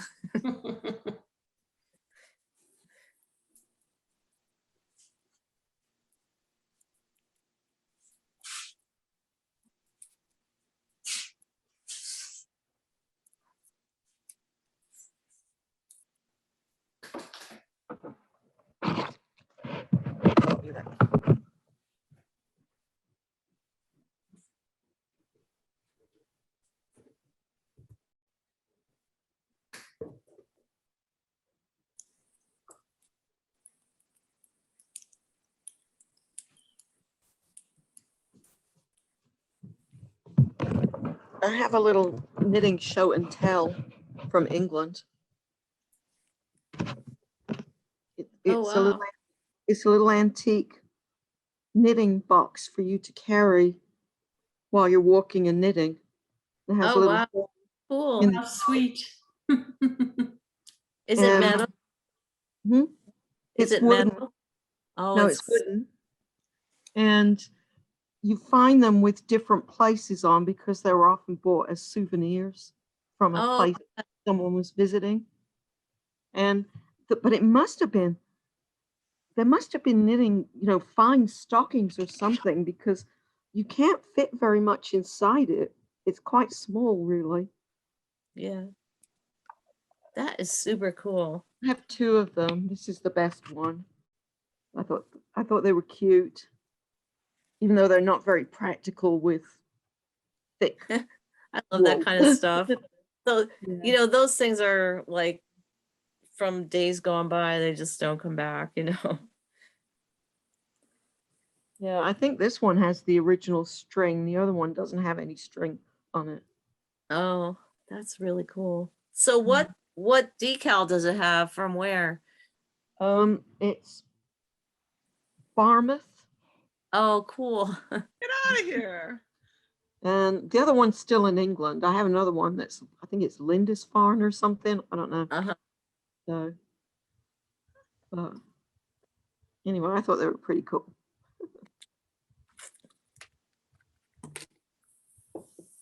When you get to England after being in Arkansas, what is the favorite food that makes you know you're back home? Fish and chips. Yep. Fish and chips? I thought Fish you were and going to chips. say Marmite or something. No, fish and chips. Although my sister did get in for me lime marmalade and Branston pickle. Marks and Spencer's line? No, I've forgotten the brand. Rose's lime marmalade.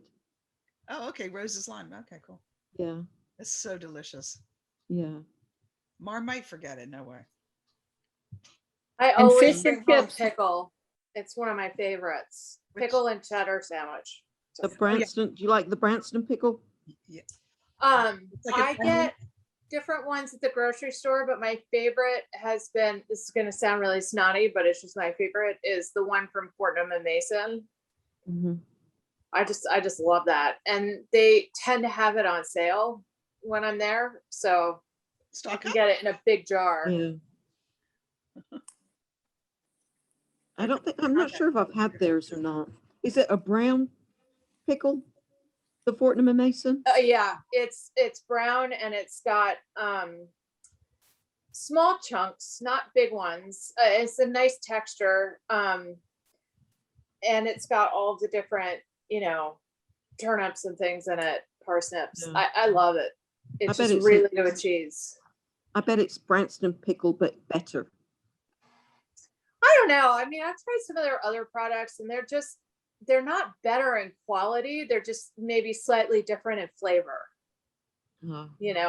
So like I've tried some of their different marmalades and I don't consider them better than Roses or Dundee. They're good. They get, tourists go in there and buy everything. Everything. Yeah. Well, and you can get it online and stuff, like a lot of smaller companies you might not be able to shop online for. Yeah. I don't know. Just I saying. had fish and chips with mushy peas twice while I was there. With mushy peas, the peas are Yeah. key, right? Yeah. Yeah, mushy peas. My other favorite thing I love when I go to the UK is going for good Indian, like really good Indian. Yeah, I didn't get to do that this time. Usually when I go, my sister and I will go out for one really good Indian and we'll do everything. We'll get, the sauce tray, we'll get papadums, we'll get naan, we'll get this, we'll get vegetable. We usually go and have that one big Indian, but because I was quarantined for almost the entire time, we didn't get a chance this time. Something really cool that we did though was, we were having a family gathering at my grandmother and grandfather's grave to spread my aunt's ashes. And we had our own bagpipe player there. Oh, cool. So that was really cool. In fact, I can post a picture of her on Ravelry. She was in her full pipe gear and she walked to the cemetery with us, and she didn't play on the way because we walked a couple of blocks. But then when we got there, she played the whole time we were there. It was really nice. That's amazing. After this last year, that's amazing.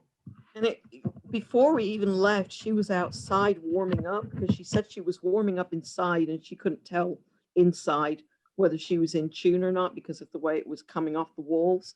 So she went out in her back garden to tune up a little bit, and several houses, people came out just to listen to her while she was warming up. It was really nice. And apparently once during COVID, she walked up and down my mother's street playing her bagpipes, and everybody came out onto their doorsteps. So I thought that was really cool. Oh, so she's actually a neighbor of your mom's? Yeah, she's the next door neighbor. Oh, that's awesome. I love that. And she's really sweet. She wouldn't let us pay her for it. But my sister's gonna buy her some nice wine or something because she wouldn't let us pay her. So, Aw, that's so sweet. yeah. I like that story. And it was really funny because my mother has not left the house in over 2 years, Oh my but we gosh. managed to get her on her mobility scooter thing. And she was wearing her sunglasses and she looked so cool going down the street with the bagpipe player. No, it was funny. Does she not go out, Heather, because of health, or is she more agoraphobic because of COVID, or? No, she has Parkinson's. Uh, She's 86. Yeah. I used to be able to get her when I would go over, I would be able to get her to go to the library, say, on her mobility scooter once a week or something. But she stopped doing that probably a couple of years ago, and 2 or 3 years ago. Was she And diagnosed? she's very frail. Yeah. So it felt like a miracle that we actually got her down there. That's really I don't- special. Yeah. Yeah, I honestly didn't think she'd do it because usually she'll say she'll do something and then last minute it's no, I'm not going to do that. Yeah. Yeah. But she did it. So that was really nice. Yeah. Good for her. Was she diagnosed? That's a with- special memory. Yeah. Sorry? Heather, when was she diagnosed? How long ago? Oh, probably about, let me think, probably 4 or 5 years ago now. My partner has Parkinson's. Yeah. He's just starting to get where it's getting hard to walk now. And Oh, I'm sorry. Sorry. yeah, and hard. he's stuck over there. That's what's so difficult. This is so crazy, this executive order. Yeah. We have a home here. Yeah. Well, I really do think, well, I don't know when the States is going to change that. It's going to be easier for you going over. I don't Yeah. think you're going to have to do all the testing. Yeah, that's what I do. I just do it. I'm going to go. I go every couple months now Yeah. because, But- I've got my grandson here and my daughter and, everybody's here and I have the house to take care of. So I go as much as I can. But come July 19th, they're supposed to be ditching the quarantining for people who've traveled that are double vaccinated. Oh, I hope so. July I've been 19th. vaccinated since March. So keep looking. Don't book all your tests Okay. now because it might be changed before you go. All right.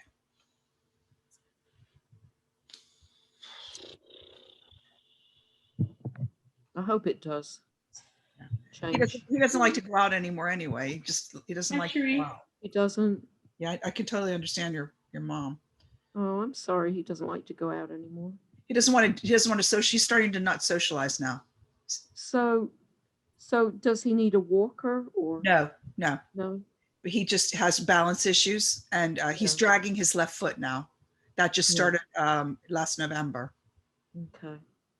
Well, Well, and a lot of my dad had MS, not Parkinson's, but when he began to experience the dementia that came with that, being being out was extremely overstimulating. I mean, he began to have difficulties separating foreground and background noises and foreground and background conversations. And it's just way too much. And then of course, everyone paying attention to you when you're not used to it. He was very introverted and that's really hard. There's so many hard things that we don't even think of.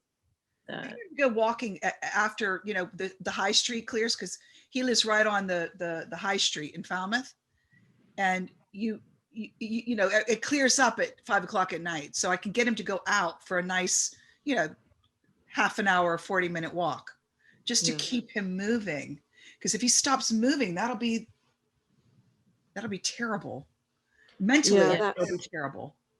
that's the thing with my mother is that she gets up to go to the bathroom and that's it. So she is getting worse because she doesn't move enough. So that's really good that he's walking a lot. Yeah, no, it's one thing he's still doing. I can't get him to do yoga with me though. Like, I'm not doing that. Pardon me for not knowing a ton about Parkinson's, but Heather, is your mom not moving because of pain or because of mobility control? They get Uh, too. It's mobility control, but it's also she just decided she didn't want to. No, I mean she's 86 now, 87 next month, and you know her husband died, I guess when she was about 83 or 4, and she really lost her will to live when he died. Oh, I mean, she would have been perfectly happy to have died at the same time as him. right. And she lost caring about her mobility as well, because we would try to get her to go for walks and stuff, but we'd have to push her to do it. Right. And then the less she walks, the worse she gets. Right. And it's like now people's instinct is to help her out of her chair, you know. But my sister tells people, no, don't help her out of her chair. Right. Because the day she can't get out of her chair by herself is the day she can't go to the bathroom anymore. Right. You know? So yeah, I understand that. I've seen that before. I had a neighbor who did that. Her husband got some dementia and he became so difficult to live with. She just got really depressed and just stopped getting out of her chair. yeah. And she declined so quickly. She was otherwise healthy. So I know exactly what you mean. She's on Yeah. she's on sorry. Oh, I was just saying, I can imagine how challenging it is. And I do understand what you're describing. Yeah. I'm She's just on- really sorry. It's hard. And she every day she would ask me, is it tomorrow you go home? And she'd ask me like 4 or 5 times in the same day, is it tomorrow you go? And it was like a countdown. I'd say, no, mother, we still got 10 more days or 9 more days or whatever, you know, trying to reassure that no, it wasn't soon. Eventually, of course it was, but yeah, she's just, and her long-term memory is good. She was a lot frailer this time than, He's been I getting mean, frailer and frailer every year. really noticeably, because I didn't see her last year either. So it was a 2-year gap, and I could see a big difference over the 2-year Right. gap. Now, Constance, you asked when she was diagnosed. We thought she had it for a long time before she got diagnosed. We kept arguing with her doctors and telling them she had it. Finally, we videotaped her, and they finally admitted she had it. We videotaped her when she was Wow. having a bad day. Yeah, Keith lost his smell about 16 years ago, and they never put the two together. He had a slight tremor at rest. I noticed it about 10 years ago, but then he would hold his hand up and go, there's nothing wrong with me. So my father has tremors, but it's some kind of a thing in the brain. It's not Parkinson's, and his grandma and my grandmother had it, his mother. So I never put the two together. Yeah. Until he started losing his balance and running into the sides of the doorways, you know? Yeah. And pivoting. He would lose his balance pivoting. Yeah. You see, I do that. I may have early signs of it because I do that kind of thing. But she walked with a I don't know what you call it, a push thing that has a little shopping basket on it and it's on wheels. Like Oh, Zimmer yeah. frame, souped She up would Zimmer whip frame. around really fast on that. She did that for several years, and she'd just be whipping around like there was nothing wrong with her, except she had to hold this thing, you know, for balance. You won't even use So it. I mean, she's had symptoms for a very, very long time, Okay. and it's only recently that she's gotten so you know, frail. She doesn't eat much and she's lost a lot of weight. Yeah, he eats garbage now. I mean, it's too much trouble to put something in to cook. I'm sorry. I know you hate that you can't be over there with him or He him needs to with be you. here. Yeah. He needs to get here. I could get him to the beach. He'll walk there. He loves it. Yeah. That was our thing here. Every day we go down to the beach and take, we could be down there an hour and a half, 2 hours walking.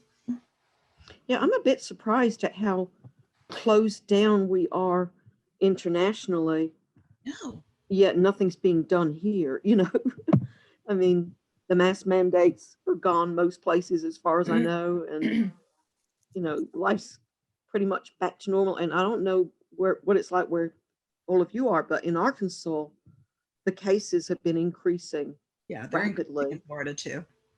Yeah. And in Falmouth, UK. Yeah. Yeah, there's a little galaxy of hotspots down your way, like Texas, Louisiana, Mississippi, Arkansas. Yeah. There's like a nebula on the map that's like, I think they've identified 8 hotspots or something, and they're all Republican governors, I think, right? Well, I mean, I've got Democrat governor and we're open. Oh, you are? Yeah, and the governors left it up to the business, or like the hospital still requires you wear a mask. But I can tell you, I saw on the news last night, our hospitalizations are up, but all hospitalizations are unvaccinated people. Yeah. So yeah, I mean across the whole country, hospitalizations and deaths are going up now, and it's all unvaccinated people. So in places that have the lowest vaccination rates, those are the hotspots that, like what were they talking about on the news today? Someplace that has like Tennessee has a 34% vaccination rate. And yeah, that's not good. And they're basically closing down the state health department and banning vaccinations for 12-year-olds or so. I'm exaggerating, but they're literally there's a state attack on public health in that state right now, and they've got crazy. They've got a raging COVID outbreak down there, and well, I was talking to Cynthia, and she's hospice doctor, and they all got the Moderna vaccine, and a bunch of their nurses have gotten breakthrough cases of the COVID. So I wasn't sure if the outbreaks in other states were all unvaccinated people or not. When they talk about it nationally, they're not really describing. So no, it's like 99.5% unvaccinated people, literally. And so they are seeing, I mean, there was a report today that they are seeing, one of the reasons they want to do this booster is that all the drug companies are reporting some signs, what data that looks like breakthrough cases in the people who got vaccinated the earliest. So in the which would be your healthcare workers and older people. So that's why they're starting to talk about a booster. But they're still examining the data on that, I guess. It's not conclusive, but that's what they're leaning toward. Here, our island has, sorry, go ahead, Orchid. Our island has a little surge happening, and it's getting passed because of children in camps and in swimming pools taking their swimming lessons. I talked to a woman whose children are older, they're 14 and 18, but they got Johnson & Johnson, and it wasn't as, it's not as effective against the variant. And Whidbey Island is highly vaccinated, so it's just a small collection, but it's children seem to be the vector this time, and I'm just scared to death they'll close schools down again. That would be like awful. Awful. you see, what's scary in our state is they have said that schools may not tell students that they must wear a mask. Yeah. Oh, So And I school guess, and I opens. guess this thing in Tennessee is that they have told healthcare providers they're not allowed to, talk to kids and parents about the vaccine. It has to be totally free choice. It's ridiculous. That is totally ridiculous. Did you hear And the guy, they're, the guy that went to the Supreme Court that didn't want to wear a mask on his flight to Germany? Because he has some kind of a social issue of some sort or some type of phobia. Mhm. Come on. And they wouldn't do it. He wouldn't even hear the case. All right, Okay. folks, I'm gonna say goodbye. It's nice Bye, seeing you Jessica. again. Good night. Bye. Another hug. Good night. Take care of you. Bye. And real quick, I have a pattern question. Well, we're here till 8 o'clock, so whatever. Oh, Yeah, okay. go ahead. I'm on row 19 and it says right twist and then it says parentheses 3 times. So I do right. Okay. Thank you. Yeah, whatever's in parentheses, that's Just what keep you do repeating. 3 times. Yes.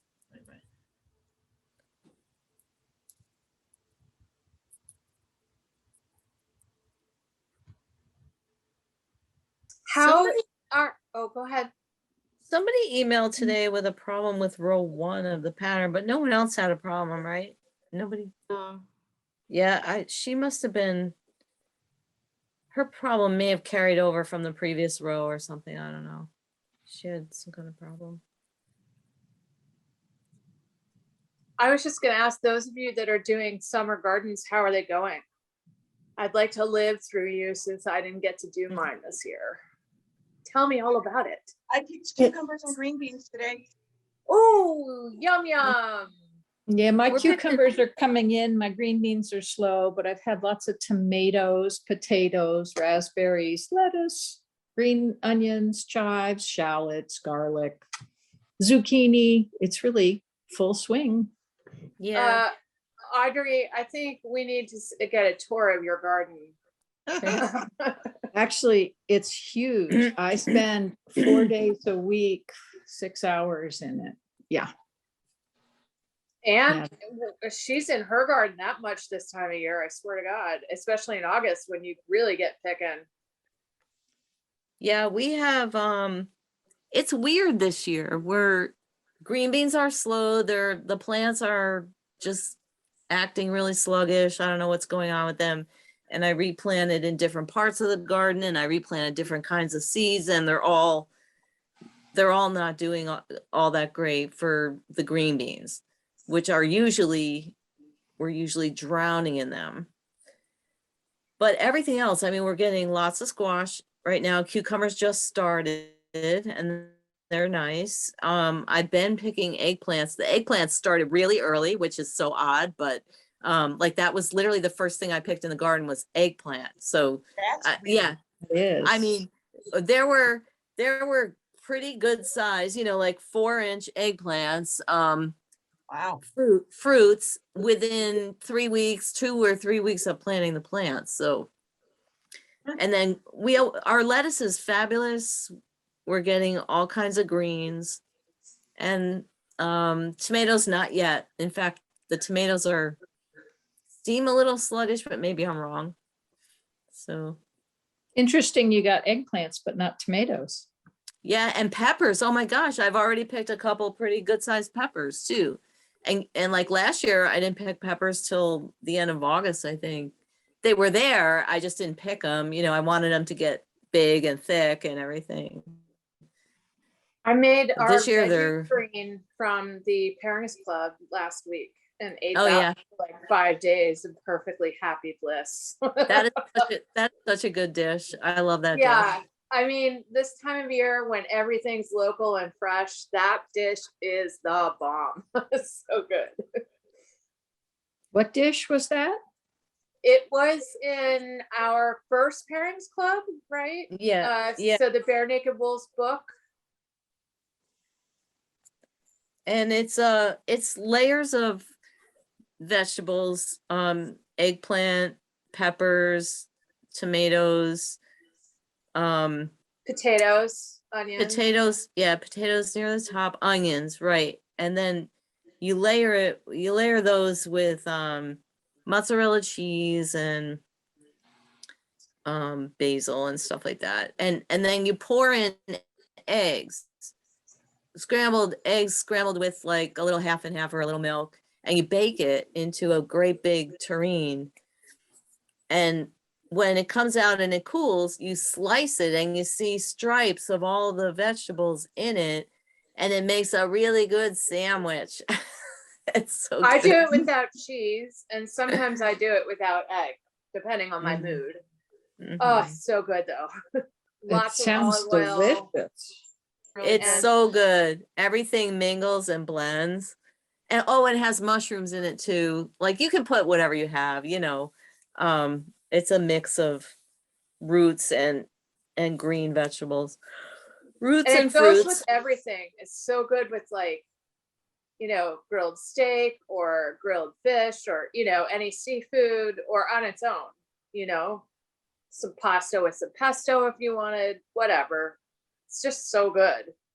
It's one of those workhorse dishes. And when the eggplants are really fresh, it's just, It's luscious. yeah. Two people were talking at the same time. What's the name of the recipe? Oh, it's just called vegetable terrine. Oh, vegetable terrine. Okay, It well, was I a just didn't- recipe. My mom got the recipe out of the newspaper or something when we were kids and made it a few times, and I just loved it. So when I moved out on my own and started cooking my own meals, I would start making it. It takes a little bit of work to put together, but you can make 2 really good size or 3 even really good size casserole dishes at a time with it. And it freezes really well. Yeah, it does. It's in the first pairings club. If you have that, Wanda. And the thing is, it's really like I've gotten in the habit now of when things are really rocking in the garden, I actually make large amounts of the dishes we like with those vegetables, and they just taste so good. Even if I stick it in the freezer, it still tastes so much better than making it in the winter with vegetables from the store, Oh, yeah. So I make big pots of ratatouille and chambota and that terrine and rice and beans and all kinds of stuff like that we love with lots of vegetables. It's why we have 2 freezers.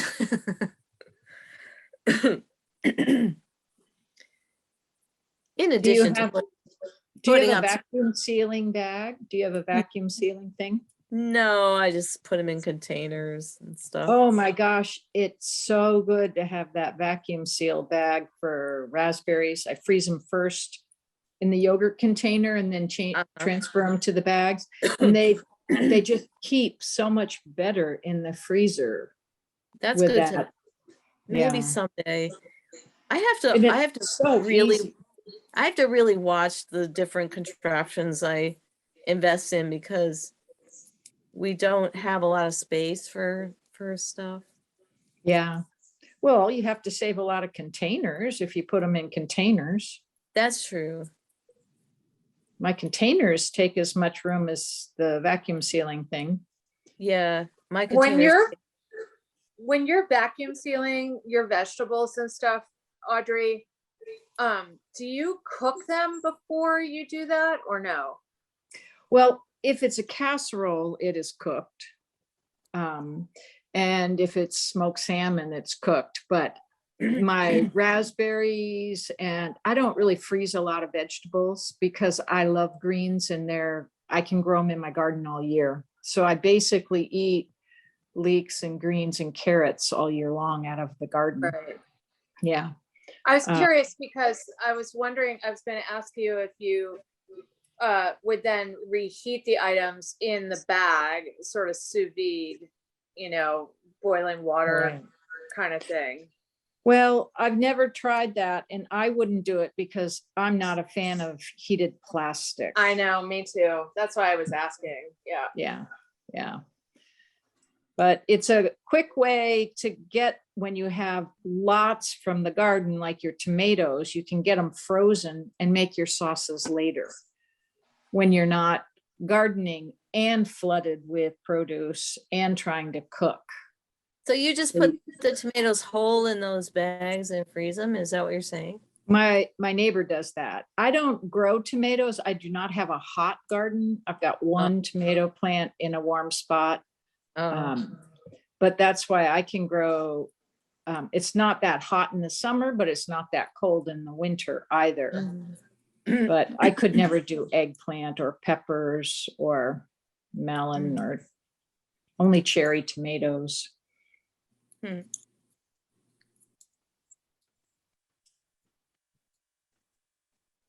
I love greens. I love Swiss chard and spinach and beet greens and lettuce. Beet all that. greens, I think, are the best. Yes, right? And Oh they my and they taste to me like that's the closest thing to spinach to me, and it's so much easier to grow than spinach. But It's always bolts. but I'm getting better and better at spinach. It used to be I couldn't grow it at all. And I'm getting better at it. Our plants this year look nice, but you know, once they get big, then that's it. You have to kill them, you know, not like Swiss chard or beets where you can just keep harvesting from that. Right. In fact, I still have plants from last year. There were a couple of Swiss chard and golden bee plants that just kept going over the winter. I mean, they died back over the winter, but they came back in the spring, and they're still producing leaves. And you know, part of it'll bolt out of the middle, and I'll just cut that part off, and more little leaves will come around the edges. That's And crazy. at this point, it's just a game with me, you know. David put them in pots even, and they're growing great. Wow. He put them in pots at the edge of the garden in the shade, and they just keep leafing out every few days. I pick the leaves off. And they're not bitter or anything? No, they're good. They're good. Wow, that's crazy. It's so silly, you know. I mean, normally our winters are pretty harsh, and at some point everything gets killed. But this year we had a unseasonably warmer winter, and we never got below like 18 degrees. So some of my greens kept going. I mean, that's the lowest of the lowest we get here. And I can do Swiss chard all through those kind of temperatures. And if I know we're going to get 18, I'll go outside and throw a blanket over it at around 5 o'clock. And then in the morning, take it off. But I mean, I already have my spinach and lettuce and green seeds bought because I'm so excited when I can move back in the house at the end of the month. I mean, I won't even unpack half the house before I've got those seeds sown. Yeah, I mean, yeah. I'm just really flummoxed about the green beans. This is the second year in a row that I haven't been able to grow green beans very well, which is just unheard of here. Is it a pest or is it the seed? No, they're not germinating. Well, first of all, they don't germinate very well. And then when they do, I mean, seriously, I grow these climbing green beans. By now, the whole fence is usually covered with foliage, and I'm picking. Pretty soon I'd be picking. And this year the plants are like this high, and there's a couple of tendrils climbing up the fence, and that's it. You know, they're just not doing anything. Are their leaves stunted or disfigured?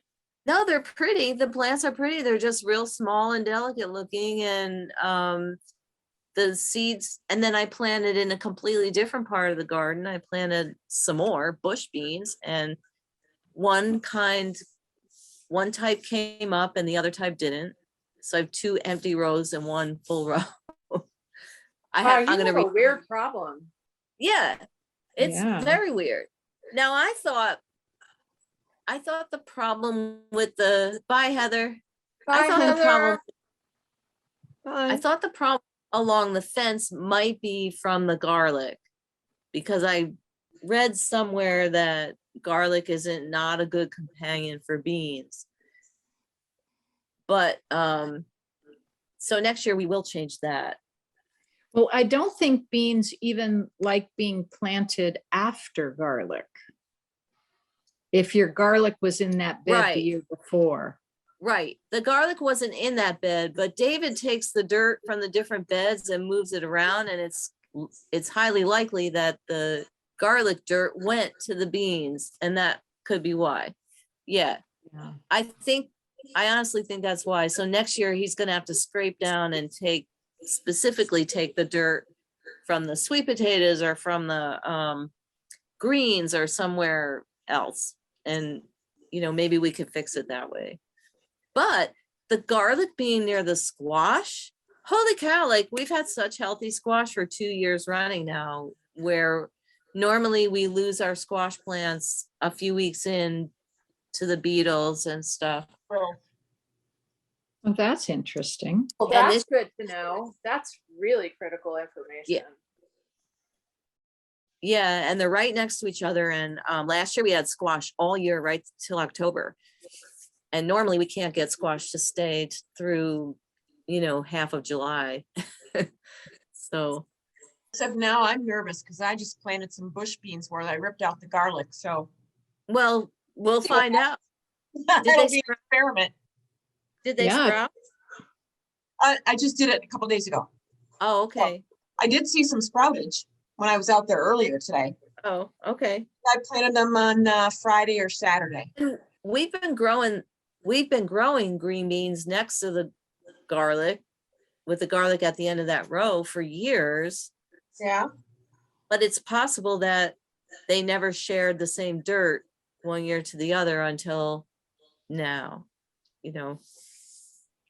Sherry, I can't wait to hear. I can't believe your beans have already sprouted. That's like really fast. Well, we've had a lot of rain and decently warm temperatures. Did So, you, yeah, you Yeah. planted some Rancho Gordo beans, didn't you? I did. I planted Royal Coronas and I planted Bio Chocolates, and they all sprouted. The Bio Chocolates have not flowered yet, and they got something going on with them. They got a little bug issues, and also their leaves at the bottom of the plant are turning brown in between the veins of the leaf. Oh, So right. I think maybe not enough water. They're in a weird spot. They're in a spot where we never really gardened. They were just like an extra sunny strip behind the garage. Right. And the Royal Coronas flowered like crazy and did not set pods. So of course I went to look up, could be too much water, could be not enough water, could be too cold, could be too hot. But since we've had a couple good days of rain, now I see pods. So Oh, we'll see. oh, that's really Probably a exciting. half a dozen pods on them, and they're still flowering. So we'll see. Oh, I've you could always get a noticed that lot. the rain and watering really affects the green beans a lot. I mean, and they just like, they like a decent amount of water. Yeah, so They're making fruit. We're gonna make an effort to give them more water and see what happens.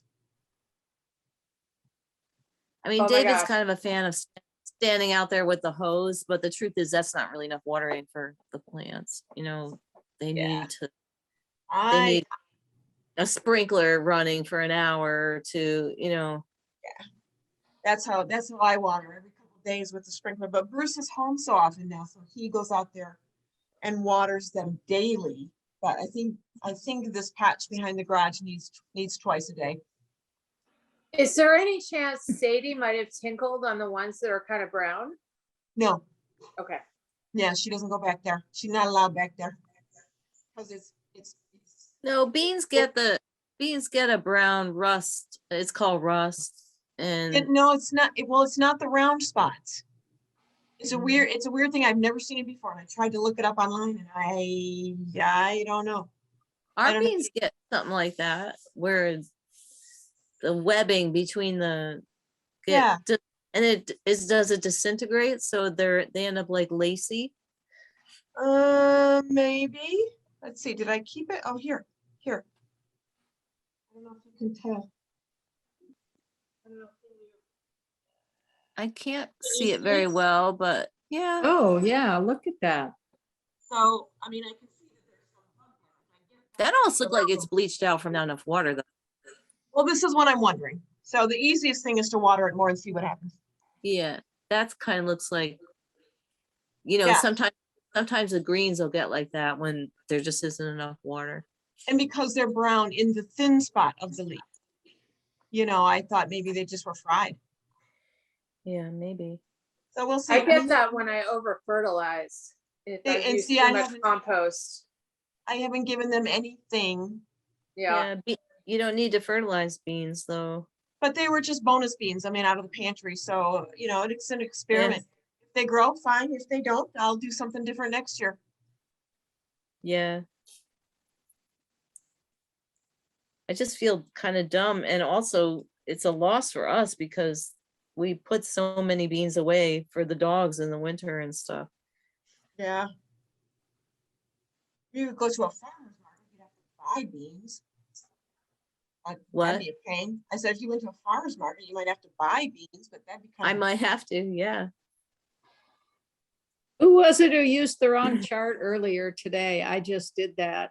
I realized I'm on the wrong chart. Oh, no. You do feel kind of dumb. Yeah. Okay, folks. Well, I'm glad I found it out But now. some of the and not rows are later. probably the same. Some of the rows are probably the same, which makes it an easy mistake to make. Right, and I'm following it on my phone where I don't get to see as much of what I'm doing. Oh, Yeah, it looked I'm kind of trying to do that right now since I have to Zoom on my iPad.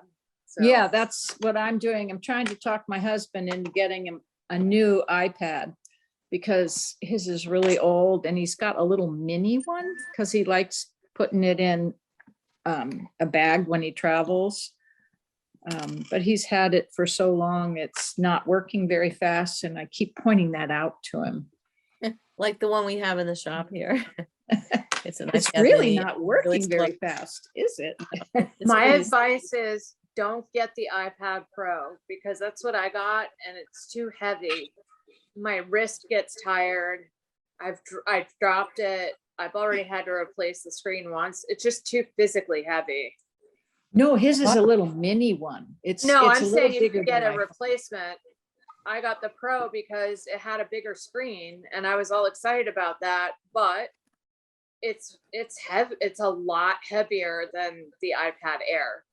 Yeah, I can see that. I I'm have not the worried. Pro. For Yep. It strains my wrist. And so then I end up dropping it if I've been reading too long or something. And then it interferes with my knitting, which is really annoying. Unacceptable. I know. Unacceptable. So I'm waiting until like the next iPad update and I could sell it back to them and switch out for the less expensive Air. Like I'm over it. Yeah. I use mine for teaching. So I have the Pro, but I have it on a stand. Oh, So it nice. sits- So it sits there. So I, like right now I'm on my phone, but I use the Pro and it basically, because I've been teaching online for 17 months. Yeah. So I went out to Amazon and for like 30 or 50 bucks, I got a big gooseneck crook and I just put it over so I can, you know, be hands-free with it. And I mean, I love it, but you are right, it is heavier. I was gonna say, maybe I'll buy it and use it for these Zooms because I'm always wishing I had my iPads for my charts, you know, that I could read my charts while we're Zooming. Well, So- that's why I'm trying to talk my husband into getting one because I'd like to be able to read my charts. I go to paper. Well, I'm normally Zooming on my laptop. I do a lot of my work, and I can't stand doing Excel spreadsheet work on the iPad. Oh, no. It makes me nuts. So it's yeah, my computer's off to get repaired, so I'm having to just adapt. And it's a silly problem to have, but since I've been using the iPad, exclusively right now to do everything, I'm really feeling more strain in my forearm into my wrist. So, a friend let me borrow, like, those kind of trays where you take breakfast in bed to somebody, and it's got this prop up table to it. So that's how I can, see you guys. It's like almost like a easel, but for somebody who's stuck in bed. And that's helping me tremendously right now. But I love the stand I have. It was $15 on Amazon. It's a straight up and down. It's like a miniature music stand. It goes straight up and down, but the part Like this. yeah. No, No? I'll show it to you. It just Mine goes is straight. straight. That's it right there. Oh, And look it at goes that. straight up and down. And you can raise it and lower it. It's got that, but also you can tilt it. So if you've got your phone and I want to flip it down to like film something on my hands, my phone can point straight down onto my hands if I want. oh, Oh, that is way cool. $15 on Amazon. that's pretty And awesome. Yeah, I have 3 of them. I got them for like every room of my house. No, I got one. No, but just like the knit kit, I got one for the for my desk, and I got one for the dining room table, and then one for the shop. I like it because it's got a low profile stand on the table, so it doesn't need a lot of room. No, you can put your phone, you can put your iPad sideways, or I think you can put the iPad vertically. My mom said hers fell over when she did that, but let me try. Yeah, it works.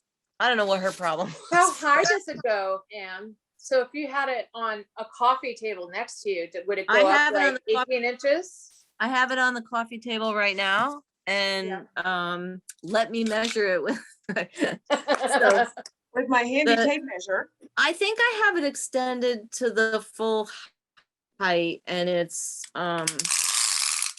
the actual height of the device is about 13 inches.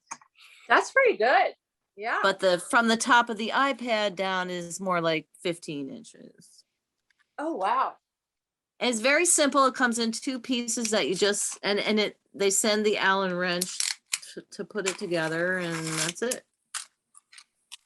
And it's probably aluminum, which means if you didn't want it anymore, you could just recycle it.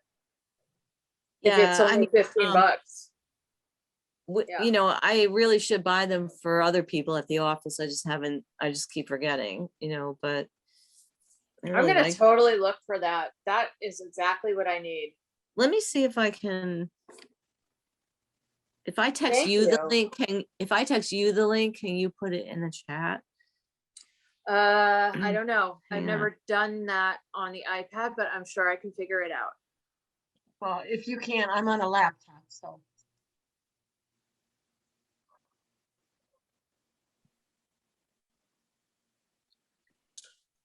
Wow, it's a pile of yarn when you rip out, isn't it? Oh, Audrey. Yesterday.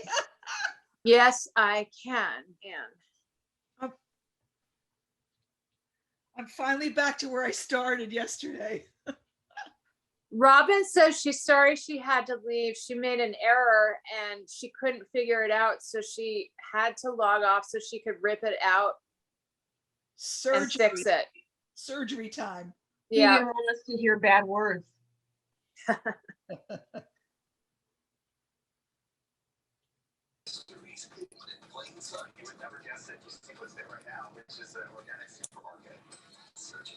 As soon as you send that in, I will post.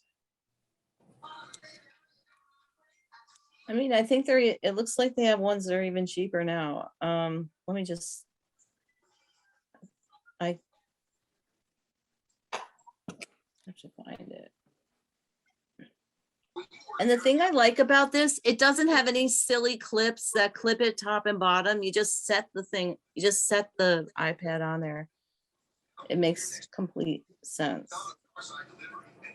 The Okay. feature that's so nice is you can tip your phone and you can use it for your, Flat. Yeah. yeah. For teaching. I think this is the when Barb brings like her Bentley and Grace over and they're all talking to Cardigan and stuff, if they bump the table, does it fall off the stand easily or does it stay put? no. You know, like when the dogs are bumping I'm into shaking the coffee thing table. now. Wow. Okay. Yeah, I mean, I really just jerked it like pretty bad. That's I awesome. jerked it pretty hard. Good demonstration. Well, and it's a small profile, so it's not like it has to fit a certain model of iPad. It could fit any device at any time. So you can, And the phone, you know, it'll grow with you. and the phone too. Yeah. Yeah. And the thing is, you get that direct face. So I'm not looking down at it. It's horizontal to me. Right, which mine is not, and wish it Okay. weren't. I am Better. posting it in the chat. If anybody There else are a likes bunch it. of similar, there are a bunch of similar ones. Like there's this other one that's only $10, but I think it's not as high. And you do want at least this much height. My experience. It can almost not be too high.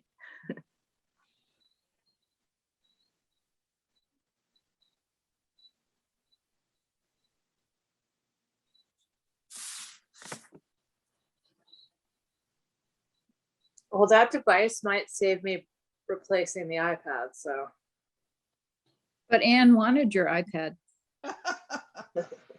I know, I'll bid yeah, on but it. I would only buy a new one if I could sell this one back to Apple for a substantial credit, you know. Like a So- wash on the lesser expensive one. Yeah, like it's a new enough one that I'd probably get a few $100s for it. Trade it for yarn. But that's what I'm saying. I would pay that much for it if it's new Oh. enough. You know, I'm not saying I want it for nothing, but it would probably cost me like $1,000, right? Or more if I had to buy it new. And all I want it for is Zooming. So, you know, I was waiting for the fall in September when they do the new product updates, and I wanted to see if they had, you know, a new model, which meant the current Air would probably get a price cut. yeah. Yeah. Okay, not to draw like an inordinate amount of attention to it, but what happened to your tooth? Oh, I had a fall a couple weeks ago and I had a cracked crown, and on Monday I got it replaced, and this morning when I was brushing my teeth, the whole new crown fell off. Oh, no way. So I'm gonna go back to the dentist tomorrow morning. He was on vacation over the 4th. Are you gonna go And- storming in, waving your tooth and being like this? You mean like because it's Bastille Day and go nuts? No, I mean, Just kidding. it doesn't hurt. It's fine. He'll fix it. The glue for whatever reason didn't take, Yeah, and I'm kidding. so I'm all you know, styling today. It's your hockey look. Yeah, exactly. Yeah. Exactly. So it's As just my brother says, it's my goat herder look.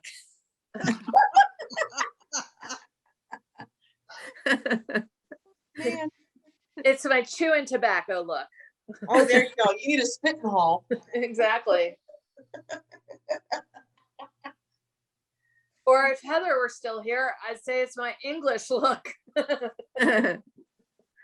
Oh.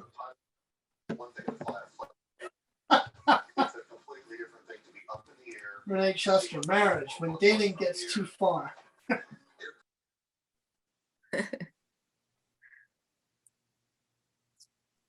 Yeah, it's a 9 o'clock in the morning.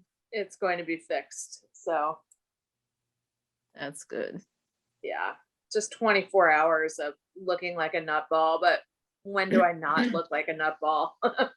Oh, it's fine. Fine. Hi, I Cindy. mean, it's nothing compared to what you've been through. So Cindy is back, and I have to tell you, because you just mentioned goats. We learned at our drumming class that in the Middle East, a lot of their instruments were made with what they had. And so we actually had an instrument tonight that was made from goats' toenails. Oh, cool. I bet it was Wowza. a little bit like a horn, you No, know, when they roll the horn. we shook them. Oh, you shook them. There were several on this thing, and we shook it, and Hi, it made noise. Sadie. Hi, Sadie. Oh, she being shy. Hi, Oh, Sadie. look at that pretty girl. Oh, What a pretty what girl. is she? Is she a Brittany Spaniel? Yeah. Oh, she looks just like Sophie, Cardigan's new best friend. Well, she's not usually allowed in this room because she loves the yarn. Oh, So she's like, ooh, it smells good in here. Yeah, I was wondering how she got in.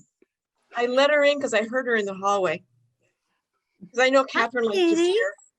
She I doesn't know. like. Would like to see her. She doesn't like the screen though, does she?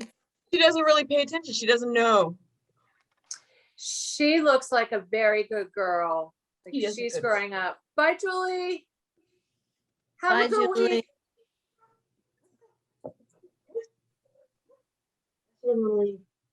Oh, she wants some loving. Oh.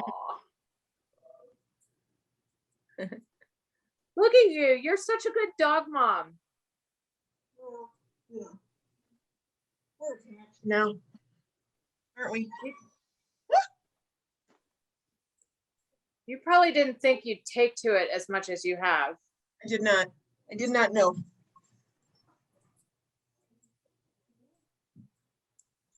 This might be temporary. Sherry, I was telling, so Sherry, are you there? Did she walk away? I think she kicked her out. I kicked So her out, last week you weren't here, but Carrie Joe was here, and they are getting a dog. Oh, They're getting a Her puppy. first one. Yeah. So I was telling her about that program. That dog training program I turned you on to. I can't find it. It's not available anymore on Amazon Prime. I found it on Netflix, I think. Oh, okay. Well, I found another one. I found it somewhere, and her British version was on it too. So Oh, fun. Yeah, we've been watching, I think it's on Netflix. It's just a show called Dogs. And that is so good. That's good. I've seen that. Yeah. That first season when they go to Lake Como and that fisherman's dog, oh my I God. don't think we got there yet. Those I think it might be the last one of the first season, if not, or the second to the last. We just watched the one where they had to bring the dog, the husky looking dog, out of Lebanon or wherever. Oh yeah, that was intense. That was Syria or intense. whatever. Yeah, that's the one we just finished. Yeah, that was a very gripping story. We like that. And the I just watched the second season. I think they're shorter episodes, and there's only 3, but they're really pretty good. Oh, okay. Well, we're enjoying it. And yes, I had no idea how much a dog would rope you in. But say lovey. Even you, Riley. Even you. You're so cute.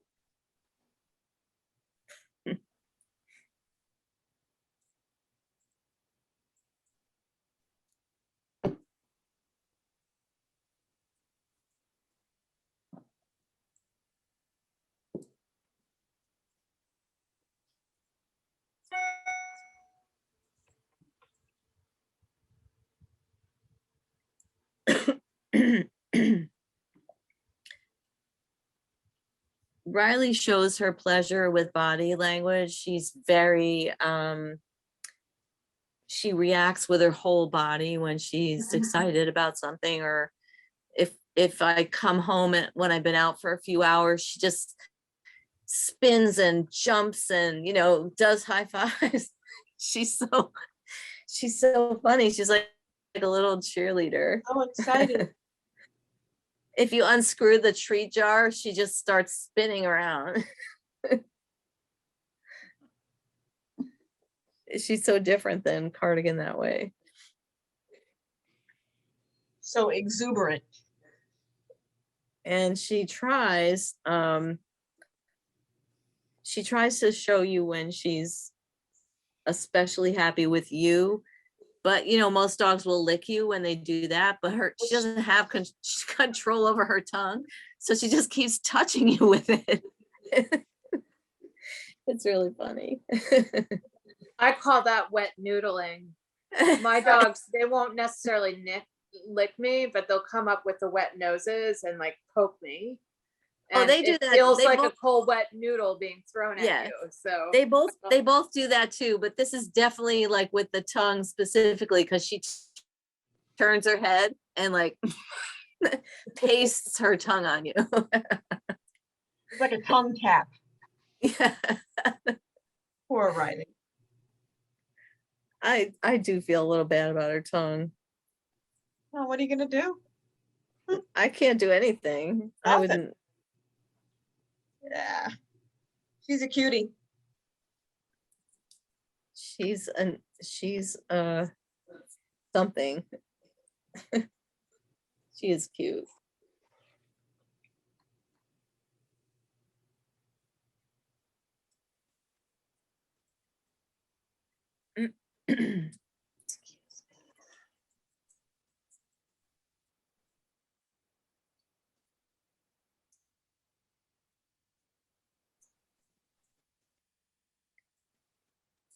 What sweater are you gonna knit for the sweater knit along, Sherry? For the Rhinebeck? Yeah. I think Robin's Nest. Oh, okay. I have Look at that. Look at Lydia's dog. What kind of dog is that, Lydia? Oh, look. Oh, a dachshund. Is it a long-haired dachshund? Oh, yeah, this is my long hair. Oh, Pretty dog. what is its name? This is Clara. Hi, Clara. And so we've only had her about a month, but she's 6.5. Oh. So we had a dog before her. We thought she was going to be like a training dog and a good big sister. And she was also a dachshund, but she ended up with cancer. And she had to have her spleen removed, but it was still in the blood. So 3 weeks ago tomorrow, we had to take her to the Rainbow Bridge. Oh, I'm so sorry. Yeah, she was like the best dog ever. Yeah, she and my husband were like super close. My husband says he lost his best friend. I don't count. But she really, she was the best dog. She was totally opposite. She was black and she was the smooth coat. And so we got Clara from the same place, but they only had like 2 weeks together. So we're trying to train her. She knows now when she goes outside, she comes right to me for her treat. But basically, both of them were breeding dogs. And so after they had their last litter, they were sold off. So I like to think that we rescued her. Yeah, you did. But she's totally like, did. She's super quiet. She's getting used to us. It takes a while. It does. But yeah, she's pretty quiet, just sort of laid back. So not right now. Pardon? She might be exhausted from all those yeah, babies. she's got a tough life. She lays around all day. No, but I meant if she was a breeding dog. Yeah. Well, her last litter was like 14 months ago. Oh, okay. Yeah. So it was a little while ago. I guess they wait about a year and then they'll sell them off. So, but we're slowly getting her trained, getting her used to things. Right, honey? Aww. So She's got a pretty coat, really pretty color. I know she blends in with, if she's laying on the hardwood floors, you don't really see her because she's like that same color. Uh-huh. Yeah, but she's like attached to me. Yeah, and somehow she always knows when I go into the bathroom, she'll run in there after me. Uh-huh. It's like, no, give me some peace and quiet. Oh no, they always have to come in the bathroom. That's just, and Yeah. last night they were afraid because we had thunderstorms or it was in the afternoon maybe, and I was trying to get myself in the shower, and they were crowding and we're temporarily on the third floor in the guest bathroom, which is already small. They were insisted on being in there, and I'm trying to take a shower and everything. It was just really funny. Yeah, she popped into the shower once, and I was like, wonder what happens if I turn the water on. Yeah, But I don't Cardigan wanna was laying scare her right off. up by the shower curtain. Yeah. Yeah, I don't want to scare her off, so I let her get out. Right. Now that we're finally in the 90s, I am regularly discovering Mattis in the shower. This rental house has a walk-in shower. And if I leave the door open to it, he's in there laying on the tile. Oh, nice. He loves So where it. are you at? I'm in Wilmington, North Carolina, Okay, down on the coast. right. Well, I'm in the other Wilmington. It's the kind of weather where, it's just saturated. We're officially in the dog days, Mm-hmm. which I'm can in the- last 3 weeks or 5 weeks. So. Yeah, I know where it is. I'm in the other Wilmington, and so my nephew went from Wilmington, Delaware to Wilmington, North Carolina. Yeah.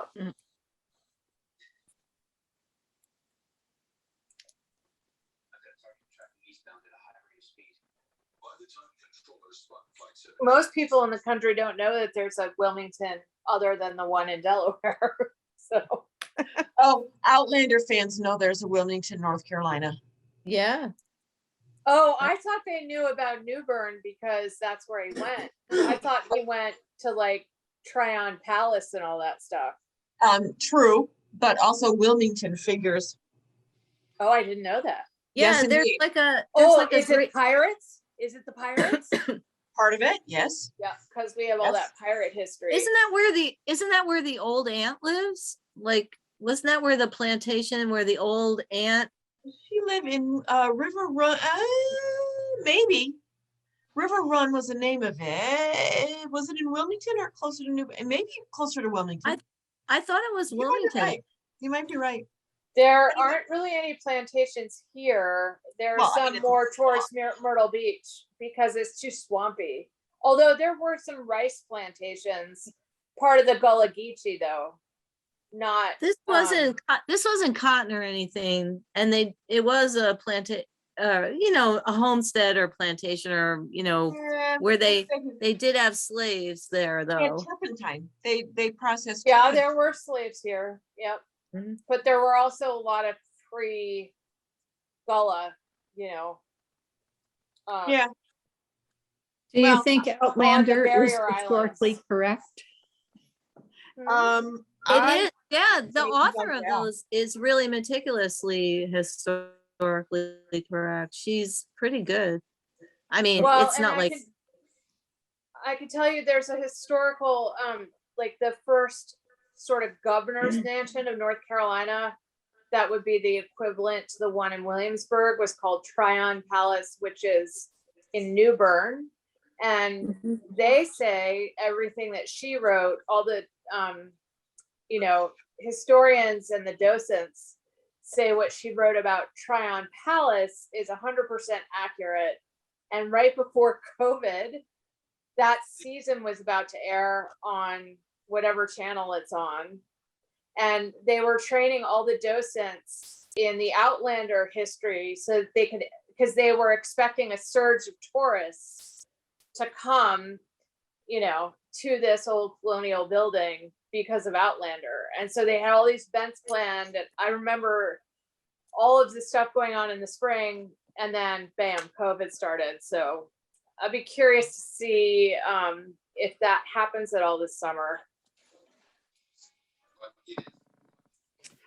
Like Forks, Washington had a lot of tourists because of the Twilight Vampire series. Oh, where is that? Is it close to Seattle or? Forks, Washington is on the west coast on the Olympic Peninsula, and they get something like 160 inches of rain a year. It's the temperate rainforest. Right. It's a pretty small place until Twilight happened, and now they might have 3 motels. We had the same thing here because the Hunger Games were filmed in around Asheville, North Carolina, and they did some of the industrial shots in some of the old fabric mills when we lost our mill economy to the Chinese. So they did some of their sort of urban Hunger Games stuff between Raleigh and Asheville.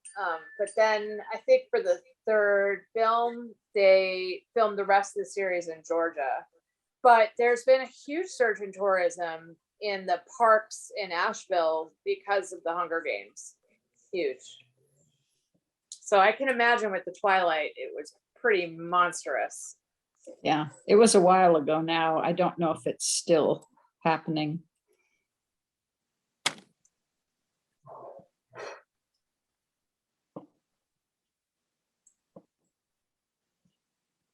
Well, now that I'm on row 2, Oops. I hear my husband making dinner. Wednesday night is takeout, and I hear him taking it out of the containers and putting it in the bowls.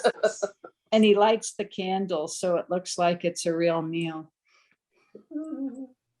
Yeah, So- I'm gonna sign off because I've been here for 3 hours, so the girls haven't eaten yet. Yeah. All right. Bye, everybody. Bye, I'll miss you everybody. next week. Good night. Bye, Miss See you next Amanda. week. Bye. Bye. Bye, guys.